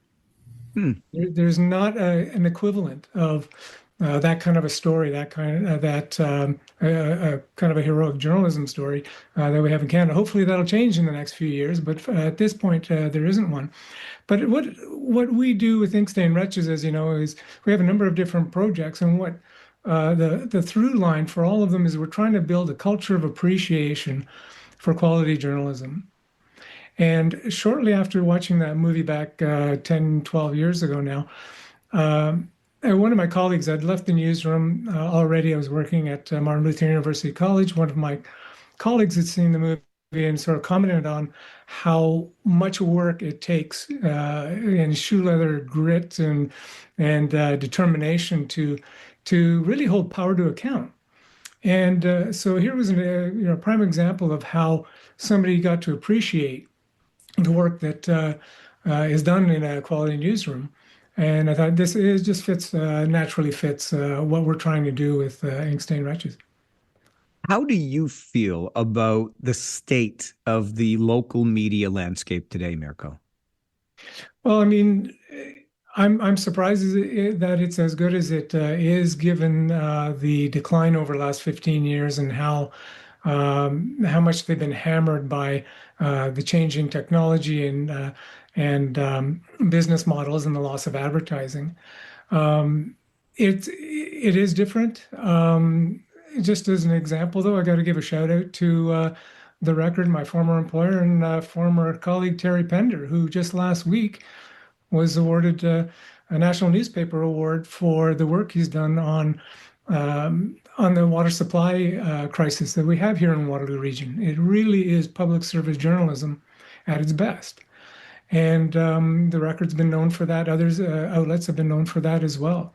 And so, what we're trying to do is we're trying to promote quality journalism and let people have an appreciation for it. And we feel that if people do appreciate quality journalism, they'll support it no matter if the business model changes, if a new technology comes and disrupt things. If people appreciate the work that's being done with as David said, getting verified information, getting information in a medium that's not as polarizing as we get with the algorithmically charged media, social media. I think if they appreciate that, they'll support that kind of public service journalism in the long run. David, what can we expect? What do you hope we can take away from the panel discussion that will precede the screening on Tuesday night? Yeah, there's going to be a couple of different perspectives on the panel. We've sort of set it up to have a practitioner, a publisher, and a politician. And so we have Melissa Bowman, the author of Citified Substack, covering all sorts of municipal affairs, as our practitioner. Stuart Grant, Grand Haven Media. They're a publisher of smaller town community papers around the province, St. Mary's, Stratford, Tillsonburg, Wilmot, and others. And Ken Sealing as our politician representing the political perspective, who has, of course, a lifetime of public service here in the region. And so we're really hoping that people can take away.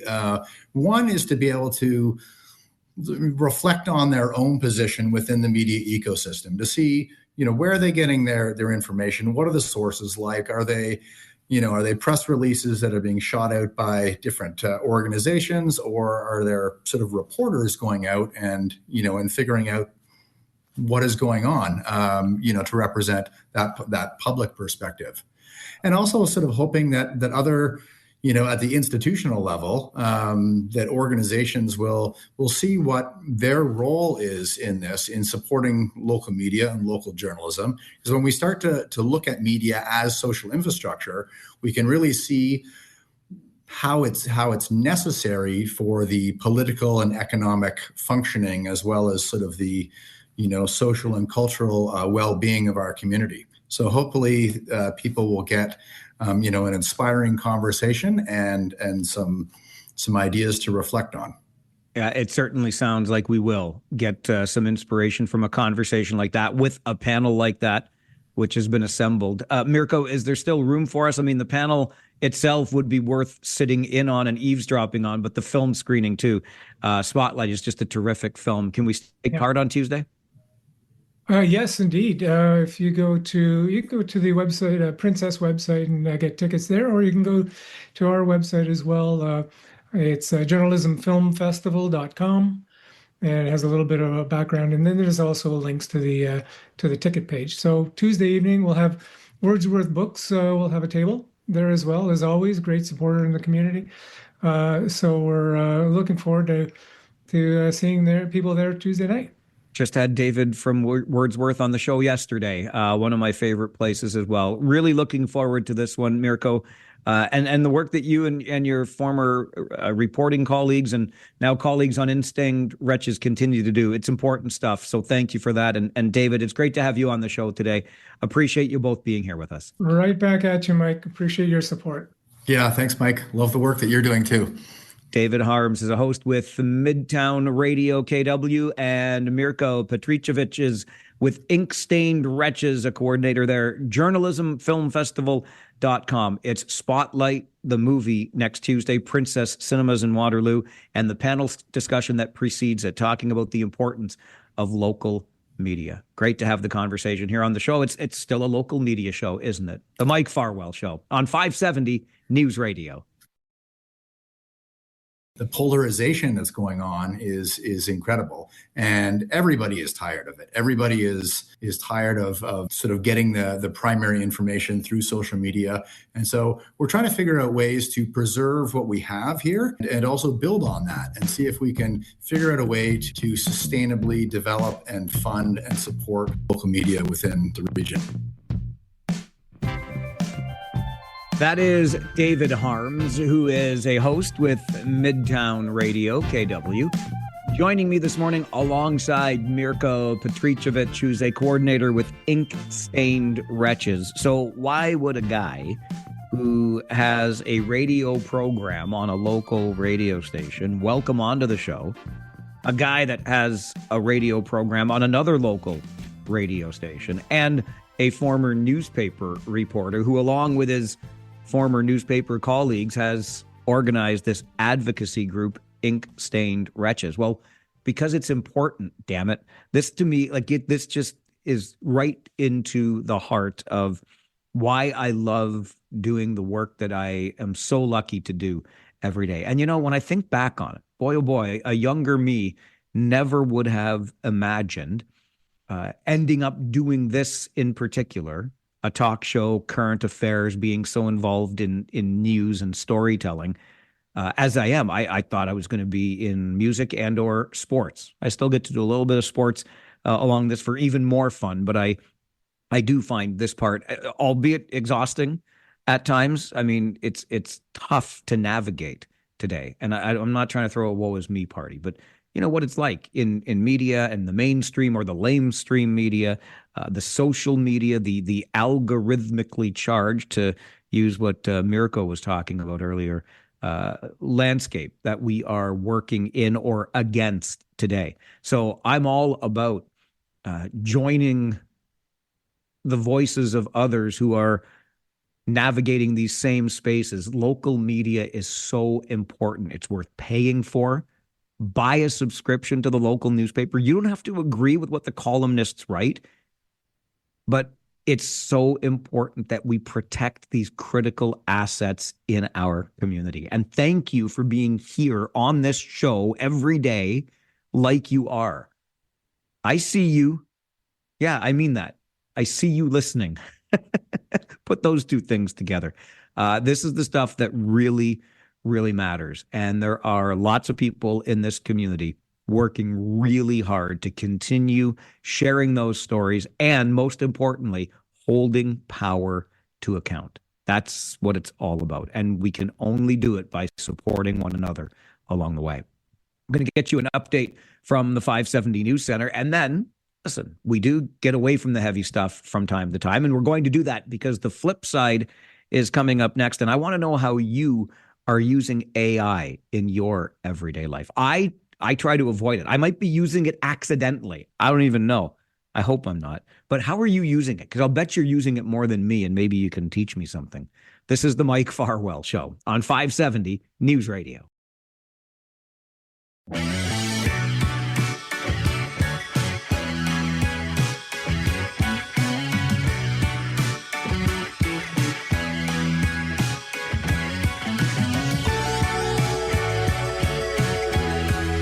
As you may know, I have spent the last few days on the road with our Kitchener Rangers. By the way, those Rangers, one game away from advancing to the OHL Championship, winning the Western Conference crown for the first time in 18 years. Big game tomorrow night at the Kitchener Memorial Auditorium.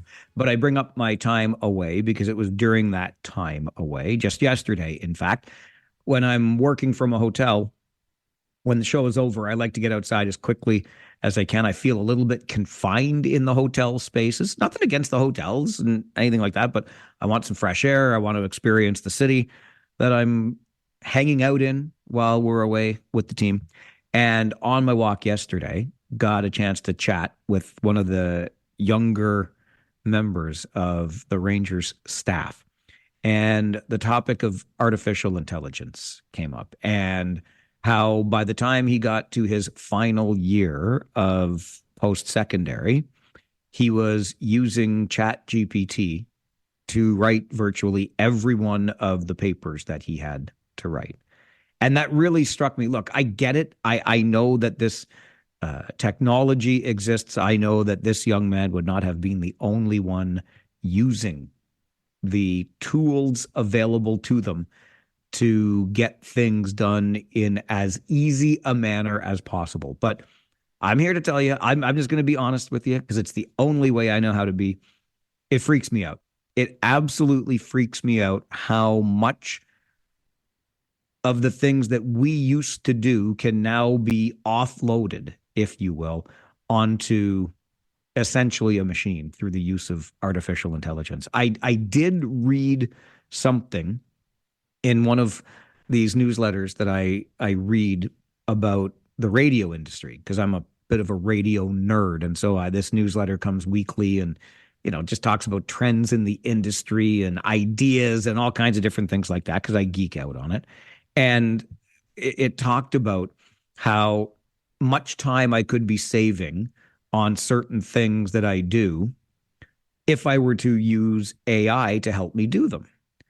And so I just tested it out. And the only thing that I knowingly have used when it comes to AI is ChatGPT. So I went to the site and I asked it to do a couple of things just as a little test. And I was, quite frankly, blown away at what it could create for me with a few simple prompts. And in fact, this fellow that I was talking to yesterday from the team said that, we were talking about doing the show today after doing the game last night. It was a pretty short sleep before I got up and started getting ready for the show. But he said, if you just took your first couple of topics and put them in as prompts in ChatGPT, it could probably do your first hour for you tomorrow and save you some brain power in the morning. I thought, but see, I don't want to offload these things. I don't. But it all kind of, I don't know. I think I am one of the few resistors to all of this. I'll bet that you are using AI every single day to do things in either your work or personal life that makes life easier. I don't know, but that's what I'm curious in finding out on the flip side today. I mentioned this to you in passing just the other week, and I'm looking at it right now on my phone. I think this is the Microsoft Copilot thingamabob, right? And so when I open up the calendar on my phone, the prompt is right there saying, get 3 things to do. And I clicked that the other week just because I'm curious. Like, it's always there. It's prompting me, I guess, offering help. And I was, quite frankly, blown away by what it was capable of doing. Obviously, scanning my calendar, scanning my emails, seeing what might be in my inbox that needs me to take action, et cetera. And the 3 things that it told me to do, I knew in my mind that these were things that, were outstanding, waiting for my response, or I had coordinated with this guest, and she had asked for questions about this or that. And anyway, there was the AI bot, whatever Copilot is, knew all about it just by going through my emails and my calendar. But you see, as I said a moment ago, I knew in my mind what was outstanding, what work needed to be done. I don't want to offload that. I want to keep doing it for myself. Thank you very much. Because I think this stuff is making us dumber. And then we're only as smart as the machine, or the machine is smarter than us. And I don't want to do that. We have the greatest supercomputer in the world between our ears. I want to use that. But how the heck should I know? I'm probably using AI in other places, and I don't even know it. As I mentioned a moment ago, after reading a newsletter about the radio industry, talking about how artificial intelligence can help with this, help with that. If you're not using it for this, you're wasting your valuable time. I did experiment. I did 2 experiments asking ChatGPT to do things, to create things for me, and I was amazed. I didn't use either of them, and I haven't gone back since because I'm a chicken, but it just got me thinking. My phone asking me, here are 3 things. You want 3 things to do? My phone will give me 3 things to do, etc. How are you using AI in your daily life? Be it for work, be it for personal. I don't care. I'm just really curious because I am too chicken to even go down the path. So I would love to learn from you today on the flip side about the applications where artificial intelligence is making your life that much better. Tell me all about it. 519-570-2545, star 570, and 1-800-570-5715. Let us start with Andre on the show this morning. Andre, good morning. Good morning, Mike, again. Thank you very much. And I just want to say earlier that I really like John's segment. And about AI, I know Larry called yesterday, visual impair, and good question, but there is a lot with low vision.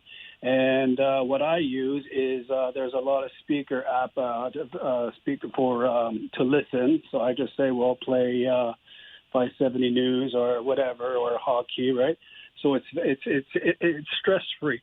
My phone, it's an iPhone, and a lot of people don't like iPhone, but iPhone has Siri, and it's amazing. Like you just said, the calendar, I book my appointments, email. I learned how to file my email because it was overpacked.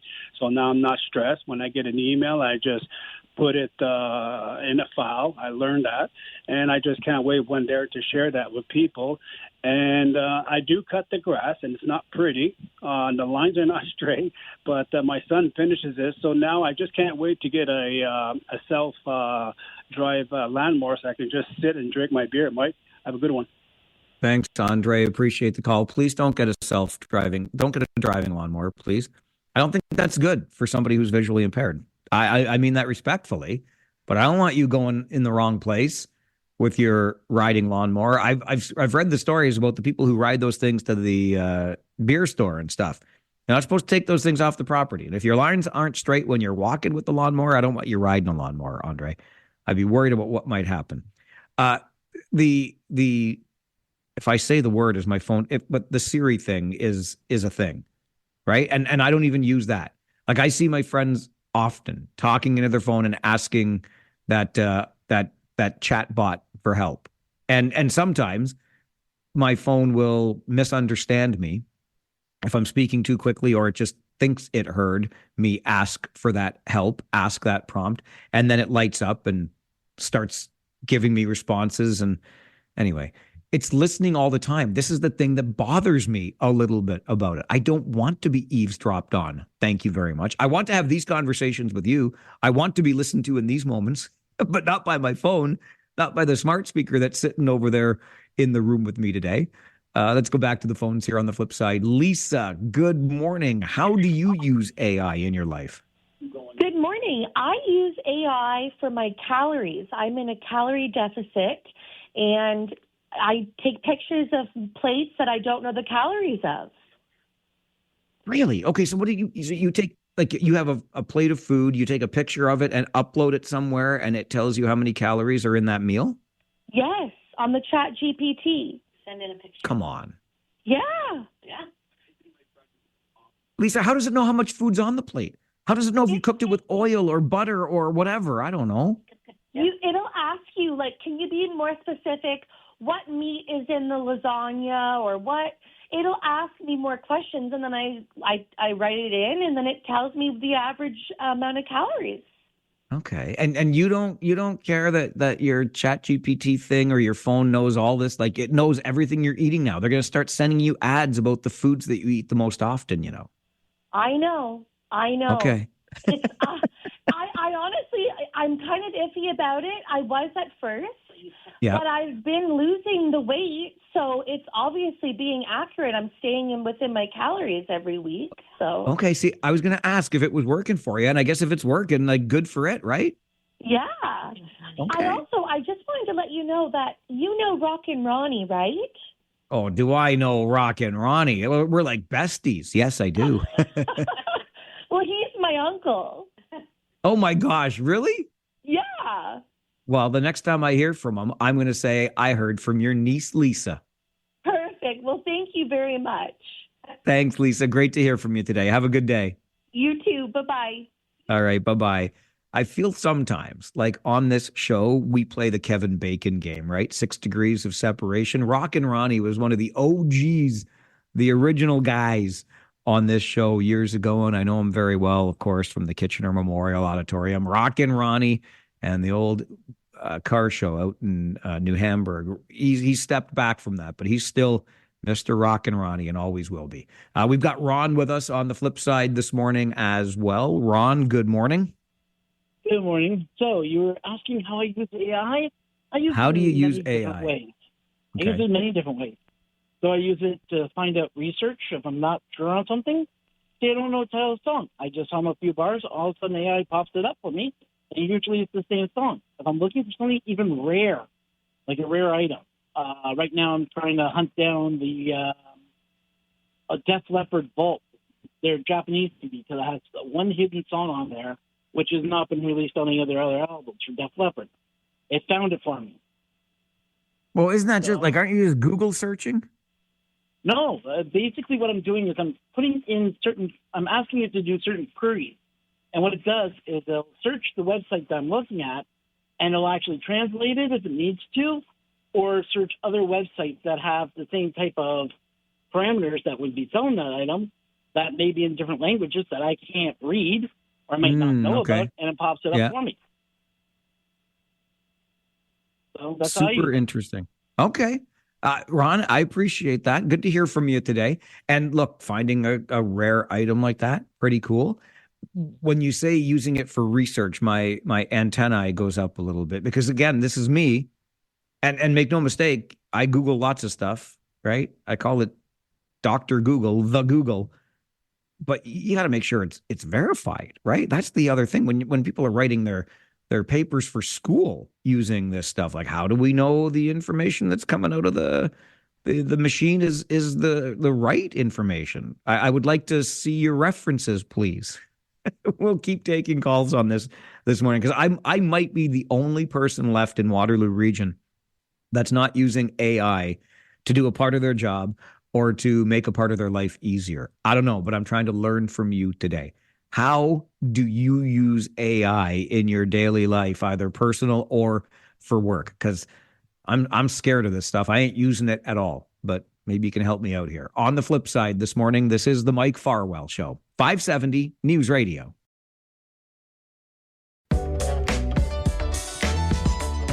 Talking this morning about artificial intelligence, AI. And can we just focus in on one of those words there? Intelligence. Actually, we should maybe focus in on both and put them together. It's artificial, so it's not even real intelligence. Is that what you're trying to tell me, AI, that you're not even real intelligence? My buddy Max sends me an email to mike@570news.com. It speaks to my very soul. Max writes, I've never used AI, and quite frankly, I refuse to use it. I do not want my own ability to express myself, plan things, and manage my life replaced by technology. I am willing to invest my time on brain and intelligence matters. it may be the downfall of mankind if we can lean on technology. The youth of today may be the very first generation less mentally capable than their parents. That's a problem. Max, I hear you. And this is the thing. I used to complain about this even insofar as the technology that's in our vehicles. And make no mistake, I'm a gearhead from way back. I love me a good vehicle, but think about all of the things your vehicle does for you, including make sure your lights are on. At least maybe some of us think our lights are on when they're not. All those people driving around without their taillights illuminated. But the lane assist technology, so you don't veer, the autopilot features and whatnot have you. This is making us dumber. That's what it's doing, because we've always had the capability of operating a motor vehicle. Some not as safely as others, but we could do it. Now the vehicle is doing so much of that for ourselves. It is deteriorating the number of skills and abilities that we have ourselves. This is where I'm right there with Max. And Dave from Cambridge says, I should assign my Siri a Farwell's Force number. Since it's you and your number one listener. No, Mary is number one on Farwell's Force, but I like where you're coming from, Dave. Let's go back to the phones here. Glenn is with us on the flip side this morning. Good morning, Glenn. Hi, good morning, Mike. I have a question. How are you using AI? Oh, I'm well. How are you? Good. You said you have a question. Sorry, I cut you off. That's okay. Have you ever been to Toyota, the manufacturing plant? I have not been in, no. If you ever get the chance, you should go. I'm a retired teacher, and I took my students, and I was amazed about how much automation there is. And you could eat off the floor, but I was truly astounded by how much automation there was at the Toyota plant when we went on the school tour. I'm not surprised by this at all, because that's why we talk about, right, robotics, artificial intelligence, replacing people, replacing jobs, because it can do so many of the things that humans either don't want to do or can't do, or can do them quicker, and it never needs a rest. That's right. Like my buddy worked there, and he had repetitive stress injury, so he was off because he had to keep on doing the same thing over and over. And so a robot, for good or bad, can do it without taking breaks and, that sort of thing.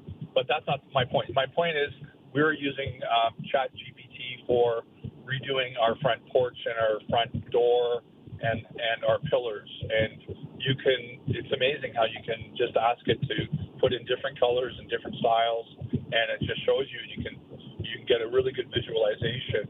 And so that's the task that we've been using it for recently.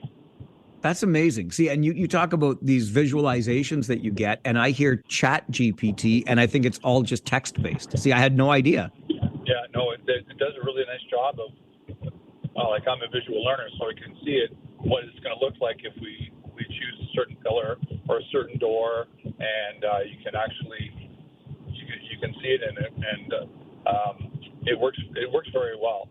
There was a fella from Quebec, I think, who's the expert on the futurist, and he's been quoted the most, and he's saying we've got 2 to 3 years before the robots take over. So I don't know. I've heard that, so I don't know. Yeah, that one sounds a little bit on the scary side. But Glenn, it's great to hear from you today. Thanks for calling in. Thanks, Mike. Bye-bye. Bye-bye. 2 or 3 years before the robots take over, eh? See, this is the thing. I don't know. This is why I am part of the resistance. You can have the robots take over your life. I'm trying to keep them out of mine. Nathan sends an email to Mike at 570news.com. Mike, I don't use AI for researching things because it's often wrong or it hallucinates. I do use it, though, in a nutritional tracking app, which is pretty handy. Everything has a time and a place, but if it makes you feel better, AI isn't really the self-thinking program people assume it is. It's just a compilation of code that follows a set of written rules.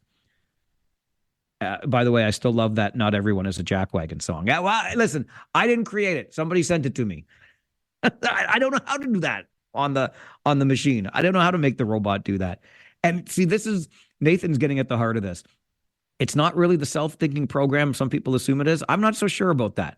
I feel as though it has the ability to learn, and then it just builds on the foundation that we gave it. And the next thing we know, it's going to be like a cat.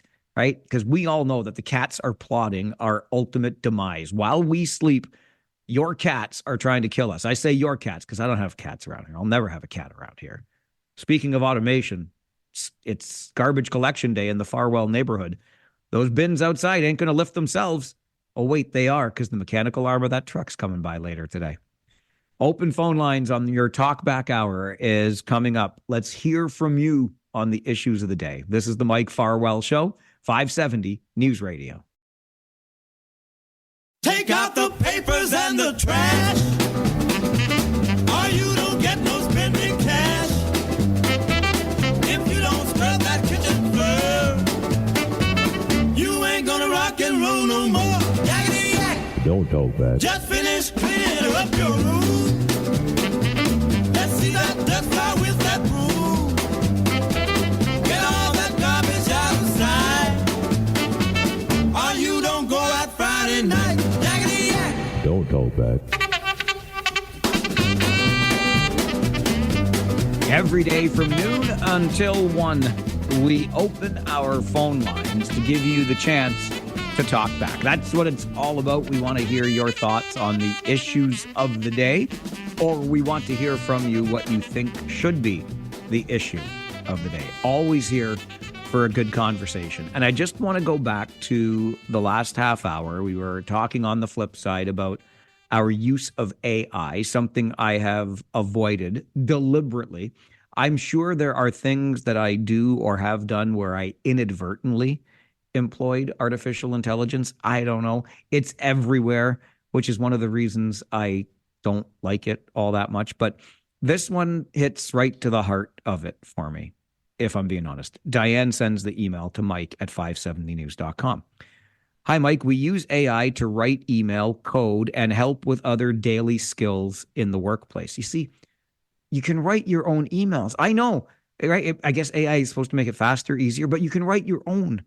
I've used it, Diane says, to plan a 7-day meal plan with the calories and macros I want using the ingredients I have in literally seconds. Okay. On the subject of youth and intelligence, I asked AI. Short answer, no. There's no good evidence that today's youth are less intelligent, because of AI. Intelligence isn't dropping, it's shifting. I'll grant you that. But then AI can weaken certain skills if overused. This is part of the problem. Also, why are you asking AI? What do you think AI is going to tell you? AI wants to rule you and everything else around you. I'm only being slightly facetious here, but I wouldn't trust AI to give me an honest answer about how much it's impacting our daily lives. The negative impacts of, you think AI is going to tell you why it's bad? Dear AI, tell me why you're bad. Anyway, I'm just going to leave that there. I think it is pretty cool that you get that 7-day meal plan with all the macros you want, with the ingredients you have in literally seconds. I hear you, I guess, but maybe you could just take more time, and then your machine doesn't know so much about you, like all the macros that you have or the food that you have in your pantry at home or your refrigerator or whatever. Or maybe, just maybe, I am as old a fart as I think I am. I can't let the machines take over. I am a human being. I have a soul. I have a purpose.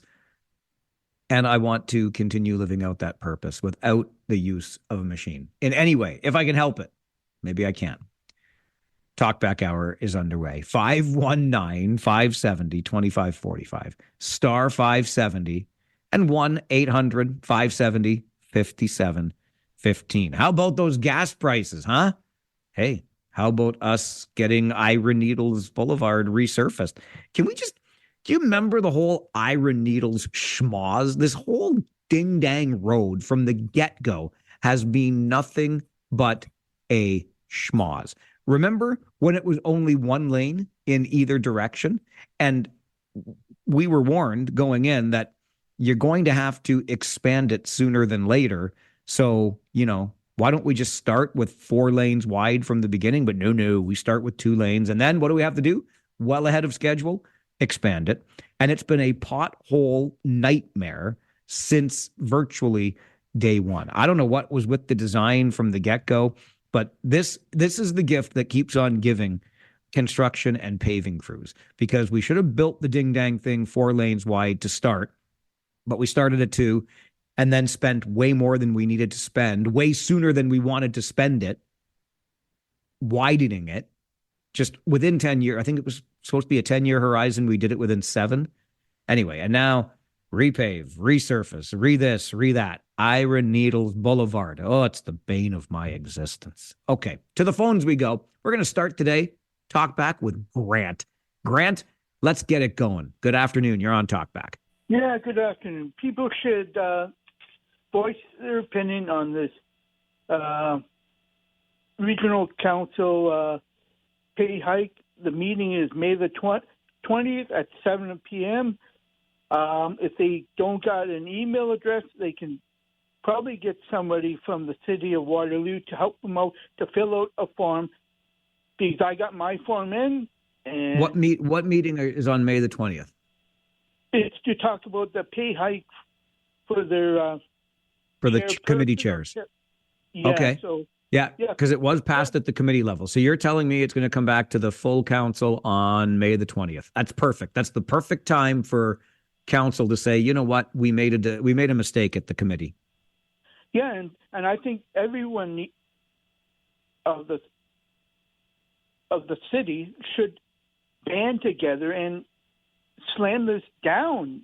Because if you let them do it, then they'll continue on doing it, and that's not right. I'm not a taxpayer. I don't have a house, but it's not right for them to ask that when they know homeowners will be paying extra for that. And all right. I also was told that they haven't asked for a pay hike in 10 years. Well, whose fault is that? Like, it's not ours. In my opinion, you should be asking a small amount. When I was working at the hospital, we would get a 5% pay hike over 3 or 4 years. We never asked for anything higher because we knew management would say, I don't think so, right?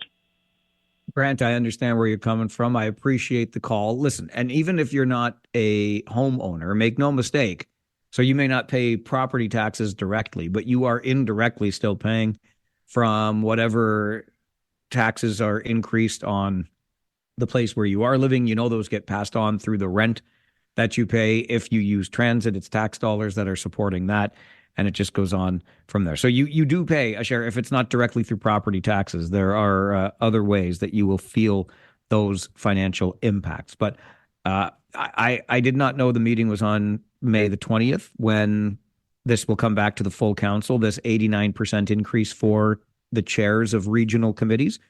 They currently get, on top of their salary as a councillor, they get an additional $7,400 to be the chair of a committee. And they wish to take that $7,400 as the chair of a committee and make it $13,000 to be the chair of a committee, which is an 89% increase. And they voted 11-4 in favor of doing that. And I think that is wrong. And I do hope that there's still lots of time. All council has to do is bring forward a motion to overturn the decision at committee, or when it comes to the full council, reject the idea there. Simple as that. And it really is that easy. And I think it would show that council knows that we're paying attention, right? Because we saw that 89% increase for committee chairs get passed at committee last week. Kyle is with us next on Talk Back. Kyle, good afternoon. Good afternoon. First of all, let's go Rangers, baby. That was a great game last night. Fantastic game. I wanted to maybe have a little conversation with you about this BYD. Why is the big three like GM, Ford, and I guess Ram or Stellantis and Honda and those companies making such a big deal about it? I mean, if you don't remember, they got not Honda and them, but GM and the big three got a big bailout from the government back when there was a recession to keep them alive. And, you have these companies that are the big three that are trying to dictate the market and say, oh, well, it's going to drive our prices and we're not going to be able to compete and stuff. Then compete. It's not hard. You're a big automotive manufacturer. Figure it out. If Honda could figure out a way to make a cheap Honda Civic that's affordable for everybody, and BYD comes in and says, you know what, I can make it for cheaper, then the big three need to figure it out, because them telling and complaining about it is not going to do anything. It's the same thing with the Ford Maverick. This Ford Maverick truck that they had when it first came out was supposed to be this, affordable truck that everybody was going to have, and next thing you know, every year it goes up by $5,000 to $10,000. So I don't get why they're complaining about it. Then they need to figure it out and fix the market, and maybe not ask the government for a bailout when they're hurting, and do things about it. What do you think about that, Mike? Kyle, I appreciate the call. I hadn't given it as much thought as you seem to have given it. These Chinese spy cars, isn't that what Doug Ford called them at one point?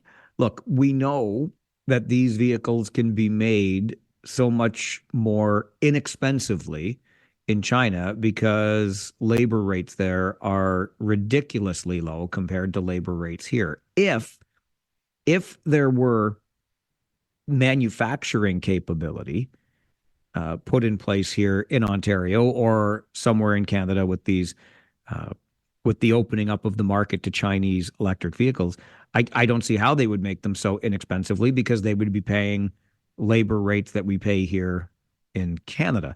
But if we're just talking about those that are able to be imported, we know that they are as inexpensive as they are because of the wages paid to the people who build them. So that does make it very difficult for us on this side of the world to compete. But I understand where you're coming from. You want the market to be as free as possible. And if one person's making it for this price, then you figure out a way to remain competitive in that market. I get you. Let's go next to Dan on Talkback. Good afternoon, Dan. Good afternoon, Mike. How are you? I'm doing well, thanks. How are you? I'm good, thanks. Just joining in, actually. Are you home yet, or? Oh yeah, we came home. We came home after the game last night. Rolled in about 2 this morning. Oh, okay. How you feeling? Good then, or? Oh yeah, I feel great. I mean, there's me, and then there's the bag of hammers. Like, take your pick of who feels better today. But I love the team, and I love that we're winning. I would imagine. I just have one. It's funny because I think you and I have the same feelings when it comes to AI. But I do want to just say one thing, Mike. Sure. I needed my resume beefed up last week because I'm changing careers. Anyway, so I put in my information, my resume, hit a button. 5 minutes later, I couldn't believe how impressive I am. You know what I mean? It was crazy, Mike. And I love it, but I'm saying I still am, I still have my questions, but yeah, did it ever work out well? That's funny. That's funny. I can't believe how impressive you are either, Dan. Well said. Thanks, Mike. Have a good All right. day. Thanks, you too. Appreciate it.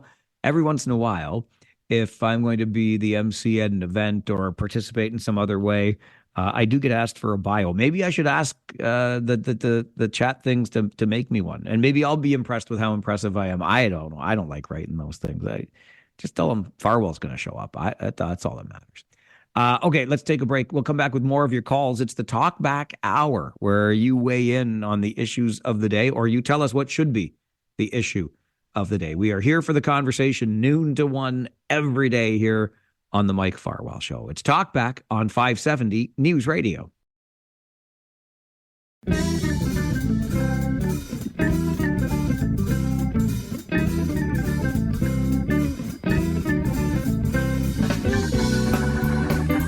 It is that time of day, noon until 1, where we open the phone lines to you and give you the chance to talk back on the issues of the day. Maybe you didn't get a chance to have your say earlier. Maybe there's something else entirely you want us to know about. That's what Talkback is all about, open phone lines for your thoughts and opinions on the day's events. Frank is with us next, Farwell's Force member, number 365. Good afternoon, Frank.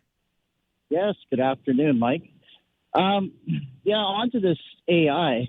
See, when I was in school, there was the debate about calculators. Like, maybe we should learn how to add and subtract and perform functions in algebra and that before we have introduced calculators into the classroom.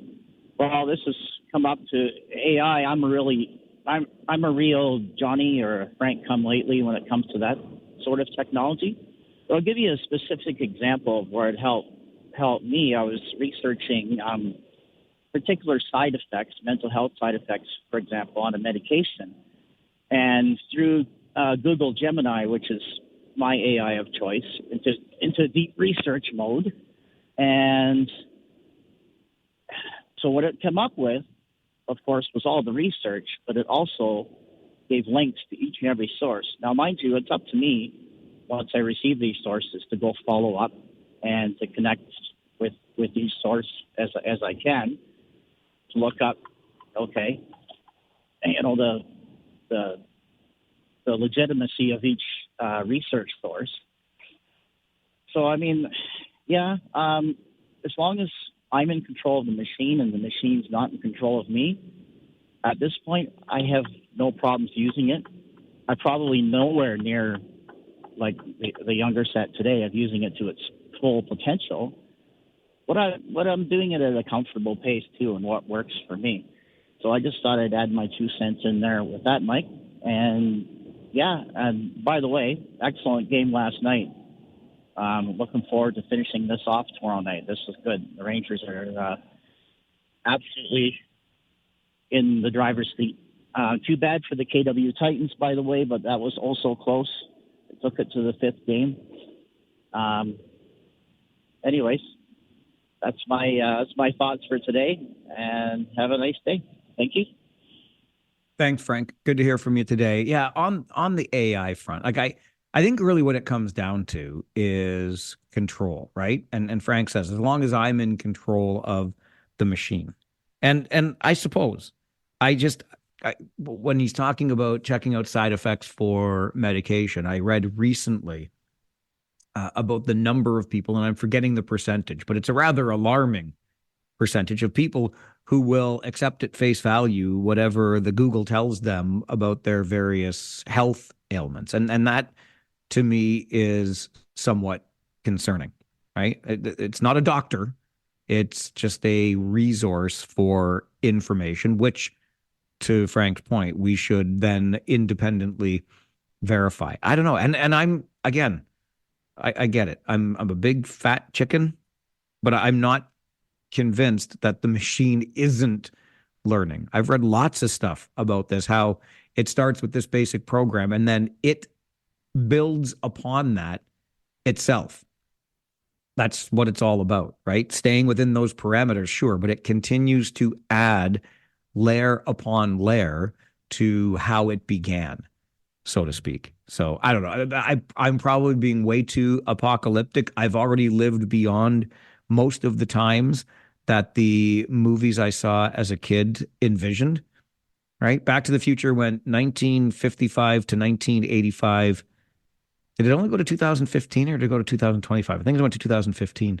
Either way. So I've been through all of those futures, right? I do believe, I don't have it off the top of my head, but I'm pretty sure we have gone beyond the year of the Terminator when the machines took over, I think. Either way, I saw lots of those movies when I was younger about the apocalyptic futures, but there are parts of those futures that seem far too real, at least to me right now. But what the heck do I know? I'm just a schmuck who refuses to use artificial intelligence, at least knowingly. I will bet you dollars to ding dang donuts that I have unwittingly used artificial intelligence on many an occasion because it seems to be everywhere, right?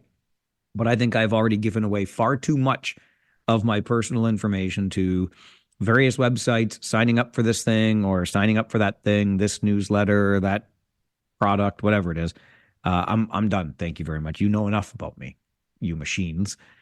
On Frank's point about the local sports teams, yes, a big win for the Kitchener Rangers last night. I'm still trying to wrap my head around the opportunity that we have in front of us heading into tomorrow night's game at the Kitchener Memorial Auditorium. A chance to win the Western Conference. First time in 18 years. That's a thing that could be happening right here in our fine city tomorrow night. And those KW Titans, oh my goodness. They win the first 2 games of the Basketball Super League Championship, and then they lose the next 3, including last night's deciding game by 1 point. 1 point. Heartbreak is the only word to use to describe that. Tough, tough loss for the Titans. Big, big win for the Rangers. And Talkback continues on the Mike Farwell Show. This is 570 News Radio.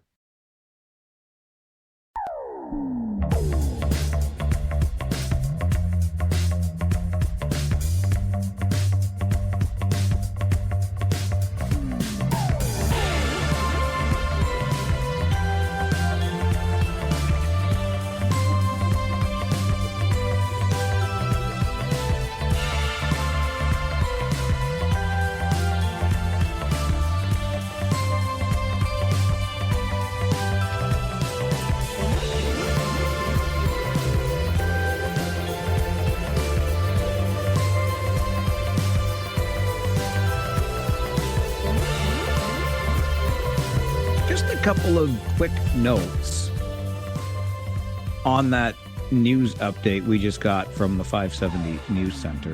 One, around the reminder, talking about that report that was delivered to the public school board at its meeting earlier this week. The strategic plan, which is supposed to, set out a clear direction with measurable outcomes, and the board failed miserably in putting that together, and now needs somebody from the outside to tell them that they got it incorrect, which costs more money. Anyway, it's an election year, and we have the opportunity to not reelect any current member of the public school board. I'm just reminding you of that. And then there is the note on the ability for authorities, yes, with a warrant, sure, but to now go through our mail delivery. And you'll remember that this was something that was hinted at and or suggested when our federal parliament was still in minority position and ultimately removed from a bill. But now that there is a majority, it can be added back into a larger bill, and all of a sudden our mail is, not wide open. Again, you heard about some of the guardrails there in what Matt reported from the 570 News Center, but isn't it funny how all of a sudden there is a majority, and all of a sudden something that they had taken out is now back into the federal legislation. Nonetheless, just a couple of notes that I had from the update that we just got from the 570 News Center. And that's what Talkback is all about. You hear the issues of the day and you want to share your thoughts on them. So let's get right back to the phones and hear more. Preston Paul is with us, Farwell's Force, member number 45. Good afternoon, Paul. Good afternoon, Mike. I got a couple of things. First, yesterday, it was funny. I was thinking about Mary and I hadn't heard her for a while. And I was going to ask you about it when I called yesterday, and that slipped my mind. And then 2 calls later, Mary's on the phone or on the radio, so that was good to hear. It was very good to hear from her yesterday. Yeah, it was, because it had been a while, and I was thinking about her, and then she came up, so that was good. The second thing is, you're scared of the AI because you're a smart guy, because I'm scared of it too. So why are you scared of it? Tell me that. We have a computer between our ears, which needs to be worked every day, and just it taking over everything and people just relying on whatever information comes out. It is super dangerous as far as I'm concerned, and it scares the heck out of me.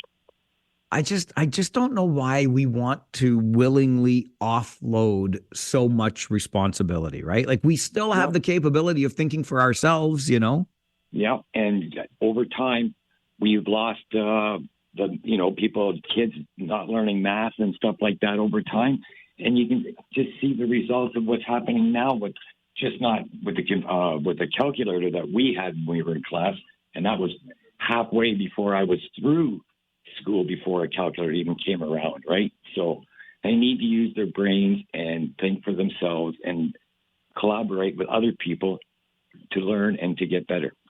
So. All right, Paul. Good to hear from you today. Thanks for calling in. Thanks, buddy. Have a good one. You too. And here's another thing. I will just add, in the interests of balancing or looking at the other side, Paul says that, he and I are afraid of AI because we're smart, right? And isn't there a little arrogance that comes with intelligence, thinking we are the smartest people in the room, right? Maybe we do need more of these things offloaded. And frankly, these responsibilities offloaded, making our lives so much better, right? If we're talking about the introduction of calculators to school classrooms, I too remember when we had to take tests in school and they wouldn't allow you to have your calculator nearby. I don't think that the calculator was the death knell that we may have felt it was, but I do remember this push and pull, even back when I was in school, even when it came to having things typewritten versus handwritten using cursive, etc. There are always going to be advances. We as humans are always going to try to achieve greater things, which I think is a noble pursuit. I'm unsure as to why we want to, again, offload so much responsibility to a machine. I think there is a lot to be said for us doing the thinking for ourselves. But that's just the guy over here. That's a big fat chicken when it comes to AI. Mary must have heard her name because she is back with us here on Talkback. Mary, good afternoon. Hi. Hello. Hey, I'm so happy about the score last night. Paul from Preston, is it?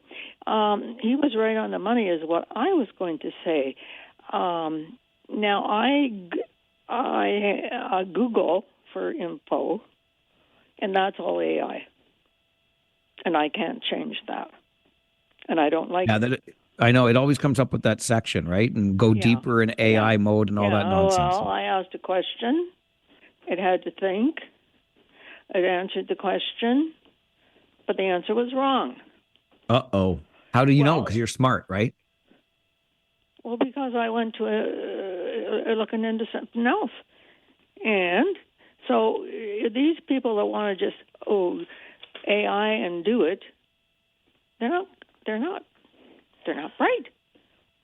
Listen, if the police service would put a monitor in every house in our country, what do you think people would say? And you think AI is that monitor?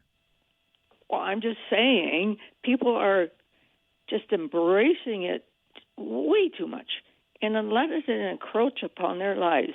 I want to ask you, okay, isn't it fun? Oh, I got this in my fridge, and then what can I do with it? Like, won't your gray matter atrophy? That's what I worry about. Yes, that's exactly what I worry about. Yes. Well, I do too. So are you willing for our next number of generations just to be like monkeys? Come on, Mike. The people come on with your coming on, Mary. No, but people have to think. Think. And I pride myself on thinking. Okay? Okay. Love you. Love you, Mary. Thanks for calling. Great to hear from you today. Let's go to Lisa next. She's with us on Talkback. Good afternoon, Lisa. Hey, Mike. How are you? Good, thanks. How are you? I'm okay. Google's one of those things you can ask the same thing 4 times and it gives you a wrong answer. But the flip side of the luxury of having all this AI stuff is that what happens when there is no computer? My concern is that there's going to be a generation of people who if their computer's not working, it's just going to be I don't know what I can't. But you can see it in the stores when people are trying to make change and you say, I can give you a $5 bill because I know if I give them a $5 bill, I'm going to get a 10 back, and they're lost. They have no idea what you're trying to do with something like that anymore, and I think that there's something to be said for not having AI in the schools, not having phones in the schools. But the other thing I haven't heard you guys talking about, at least maybe I've missed it, is that all of this AI takes a huge amount of fresh water. And because everything has to run with cooling towers, and that's something that you have to source to set up these stations that operate AI. And I think there is something that we're missing with this whole conversation, that maybe we don't need as much AI as they're telling us we do. Anyway, good luck to the Rangers. Thanks, Lisa. Great to hear from you today. Thanks for calling in. Maybe we don't need as much AI as we think we do. I think we already have too much. But again, this is me, the old guy. I always have to remind myself, like, the personal computer was new to me in my lifetime, right? There are generations of human beings today that have not known a world in which they didn't have a smartphone or a tablet in front of them since day one. Like that, and that to me is just a whole other issue that I have to sort out in my brain. It's tough for me to wrap my head around that. Clinton is with us on Talkback this afternoon too. Good afternoon, Clinton. Good afternoon. How much time do I got? How much time do you want? I don't know. I thought you have a commercial break coming up soon. Well, listen, I decided I was going to take your call before the commercial break. So I would, in the business, I call it floating the commercial break. For you, my friend, you give me what you want. So I think AI is good, but I think we should be cautious. You should actually probably do a segment on it. But have you ever heard of AGI, Artificial General Intelligence? Because that's what they're trying to incorporate into the current AI models. And at that point, I think we're going to start having some issues. While there's a lot of pros, the cons, I think, outweigh it, because with that, it basically gives the ability to think and adapt like a human would, if not better. So I think at that point, that's when we start having a lot of problems, because while we might get medical breakthroughs and technological breakthroughs, the cons, I think, outweigh it by, just by a lot. But I think maybe if the school board would have used this to create a strategic plan, it would have done a lot better than what it currently has. Well, I think anything would have been better than that slop they came up with, but that's just, and tomorrow's May 1st. I can put my name into the ring, right? Start my political journey. That if you're interested in doing that, Clinton, tomorrow would be the day you could file those papers. Okay, I'll talk to you later. Okay, appreciate the call. Thanks for weighing in today. AI, AGI. I'm just going to tell you again, greatest supercomputer on the planet, right there between your ears. What do I know? I ain't no computer. It's the Mike Farwell Show. This is the Talkback Hour, where we talk back about the issues of the day. Phone lines are open to you, and we continue on 570 News Radio.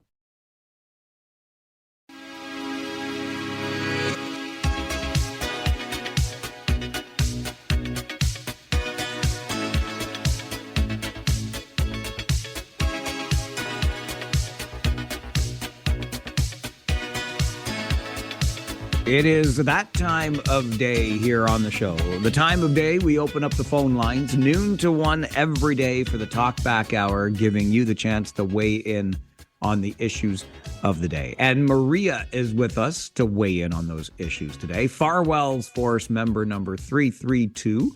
Good afternoon, Maria. Good afternoon, Mike. I would like to say that the monarchy needs to be abolished in Canada. What is its purpose here? I don't know why we still have that in place. And of course, I'd rather see some great Canadians on our currency, like Terry Fox is coming up very soon on the $5 bill. So the other thing I want to say is, in regard to AI, I am also, like you, afraid of it, and I don't understand it. I have a friend who retired as a computer programmer, and she went to see a documentary at the Princess Cinema, and she's also very fearful of this thing that we've created. Like robots replaced manual labor in factories, and now we have this other thing that's going to replace brains in the world? I don't know. I'm not in favor of it either. Maybe we have to learn more about it, Maria. I don't know, because I like to get over that fear. I have no idea. Yeah, it's very troublesome, really, that someone out there thought it was a great idea to put fake intelligence out there. I don't know. Yeah, when you break down the name, that's what it sounds like to me. It's artificial. It's fake, right? Fake intelligence. Right, But, yeah. exactly. All right, thank All you, right. and go Rangers, go. Thanks, Maria. Nice to hear from you today. Yeah, bye-bye. The monarchy point, going back to something we talked about with King Charles, of course, visiting the United States. I find it interesting that about a year ago, right, King Charles was in Canada delivering the throne speech, and that was widely regarded as a bit of a nudge, nudge, wink, wink to the president of the United States. Look, we have a king over here, because, you know, the references to Donald Trump and royalty have been made a number of times, and his desire to perhaps be king-like. But this was seen as a bit of a flex on the part of Canada for our king to be here reading our speech from the throne. And a year later, now he's given speech to Congress in the United States, while our relations with the United States have certainly not gotten any better over that year. And I'm frankly, I'm a wee bit on the surprised side that there hasn't been more in the way of outcry in this part of the world. But maybe that just goes to show how little attention we pay, or how little regard we have for the monarchy anyway. I don't know. But I find myself feeling similarly to Maria, and that is, I think the monarchy has long past served its useful purpose for us here in Canada. But that's just this guy who's afraid of artificial intelligence too. Talkback continues. Brad is with us. Good afternoon, Brad. Hi, Mike. How are you? Good, thank you. And you? Pretty good, thanks. I was thinking along the lines, you said something about, you know, when the home computer was a thing when you were growing up, and I, you know, myself as well. Technology has always been there to, like, you know, aid humans, and we use them to do things more efficiently, but like we still more or less understand them and what we're doing with them, as where AI just removes all of that, you know? And they have it making so-called art, you know, they have it replacing journalism. It's not being used ethically, you know? They just dropped it into our society, and we're all just using it because it's a fun new toy. But I really feel like it's going to do some real damage to society, you know? You know, that's a really interesting point on the creative side of things, Brad, where, you know, we had that completely artificially generated actress, right? We have musicians who are just all like, it's not even a real person. It just creates the music. I've seen this or read about this in visual art now as well. And I think that, yeah, that takes away from our creativity as people. And I think that creativity is inspired by our relationship with or experiences in the world. And I don't know any computer that's got those relationships with the world around them. Absolutely. And, you know, if it starts, like, you know, performing duties that we do as per our social contract, be it, you know, jobs or whatever, you know, like what's left for us, really, right? We have to have some purpose, Brad. We better find it quick, eh? Yeah. Thank you very much. All right. Thanks for the call. Good to hear from you today. And on that point, I got a message earlier from Clive, because Kyle had talked about Chinese electric vehicles in Canada and thinks the market should just figure out how to compete with these lower cost vehicles. And Clive said, and the main reason that the Chinese electric vehicles are so inexpensive is because of automation. I'll just remind you again, it's waste collection day in the Farwell neighborhood, and those bins sitting out at the curbside right now are going to be picked up by a mechanical arm later today, replacing the human being who used to do it. And that's just the latest in a series of jobs that have been eliminated entirely because the machines can do them better and never, ever need a rest. So There you go. All right. We have to leave it on that note for today because we are fresh out of time. But don't worry. We've got another 4 hours full of talk radio for you tomorrow, including a conversation about National Butter Tart Day. Oh, it's not a thing yet, but somebody wants to make it a thing. And you know I'm on board with making it a thing. We'll have the coaches show because it's a big Kitchener Rangers game tomorrow as well, and lots more. The not $1 million question, your Friday 4 roundtable, your Friday show tomorrow morning at 9. My name is Mike Farwell. You are a force for good. Bye for now.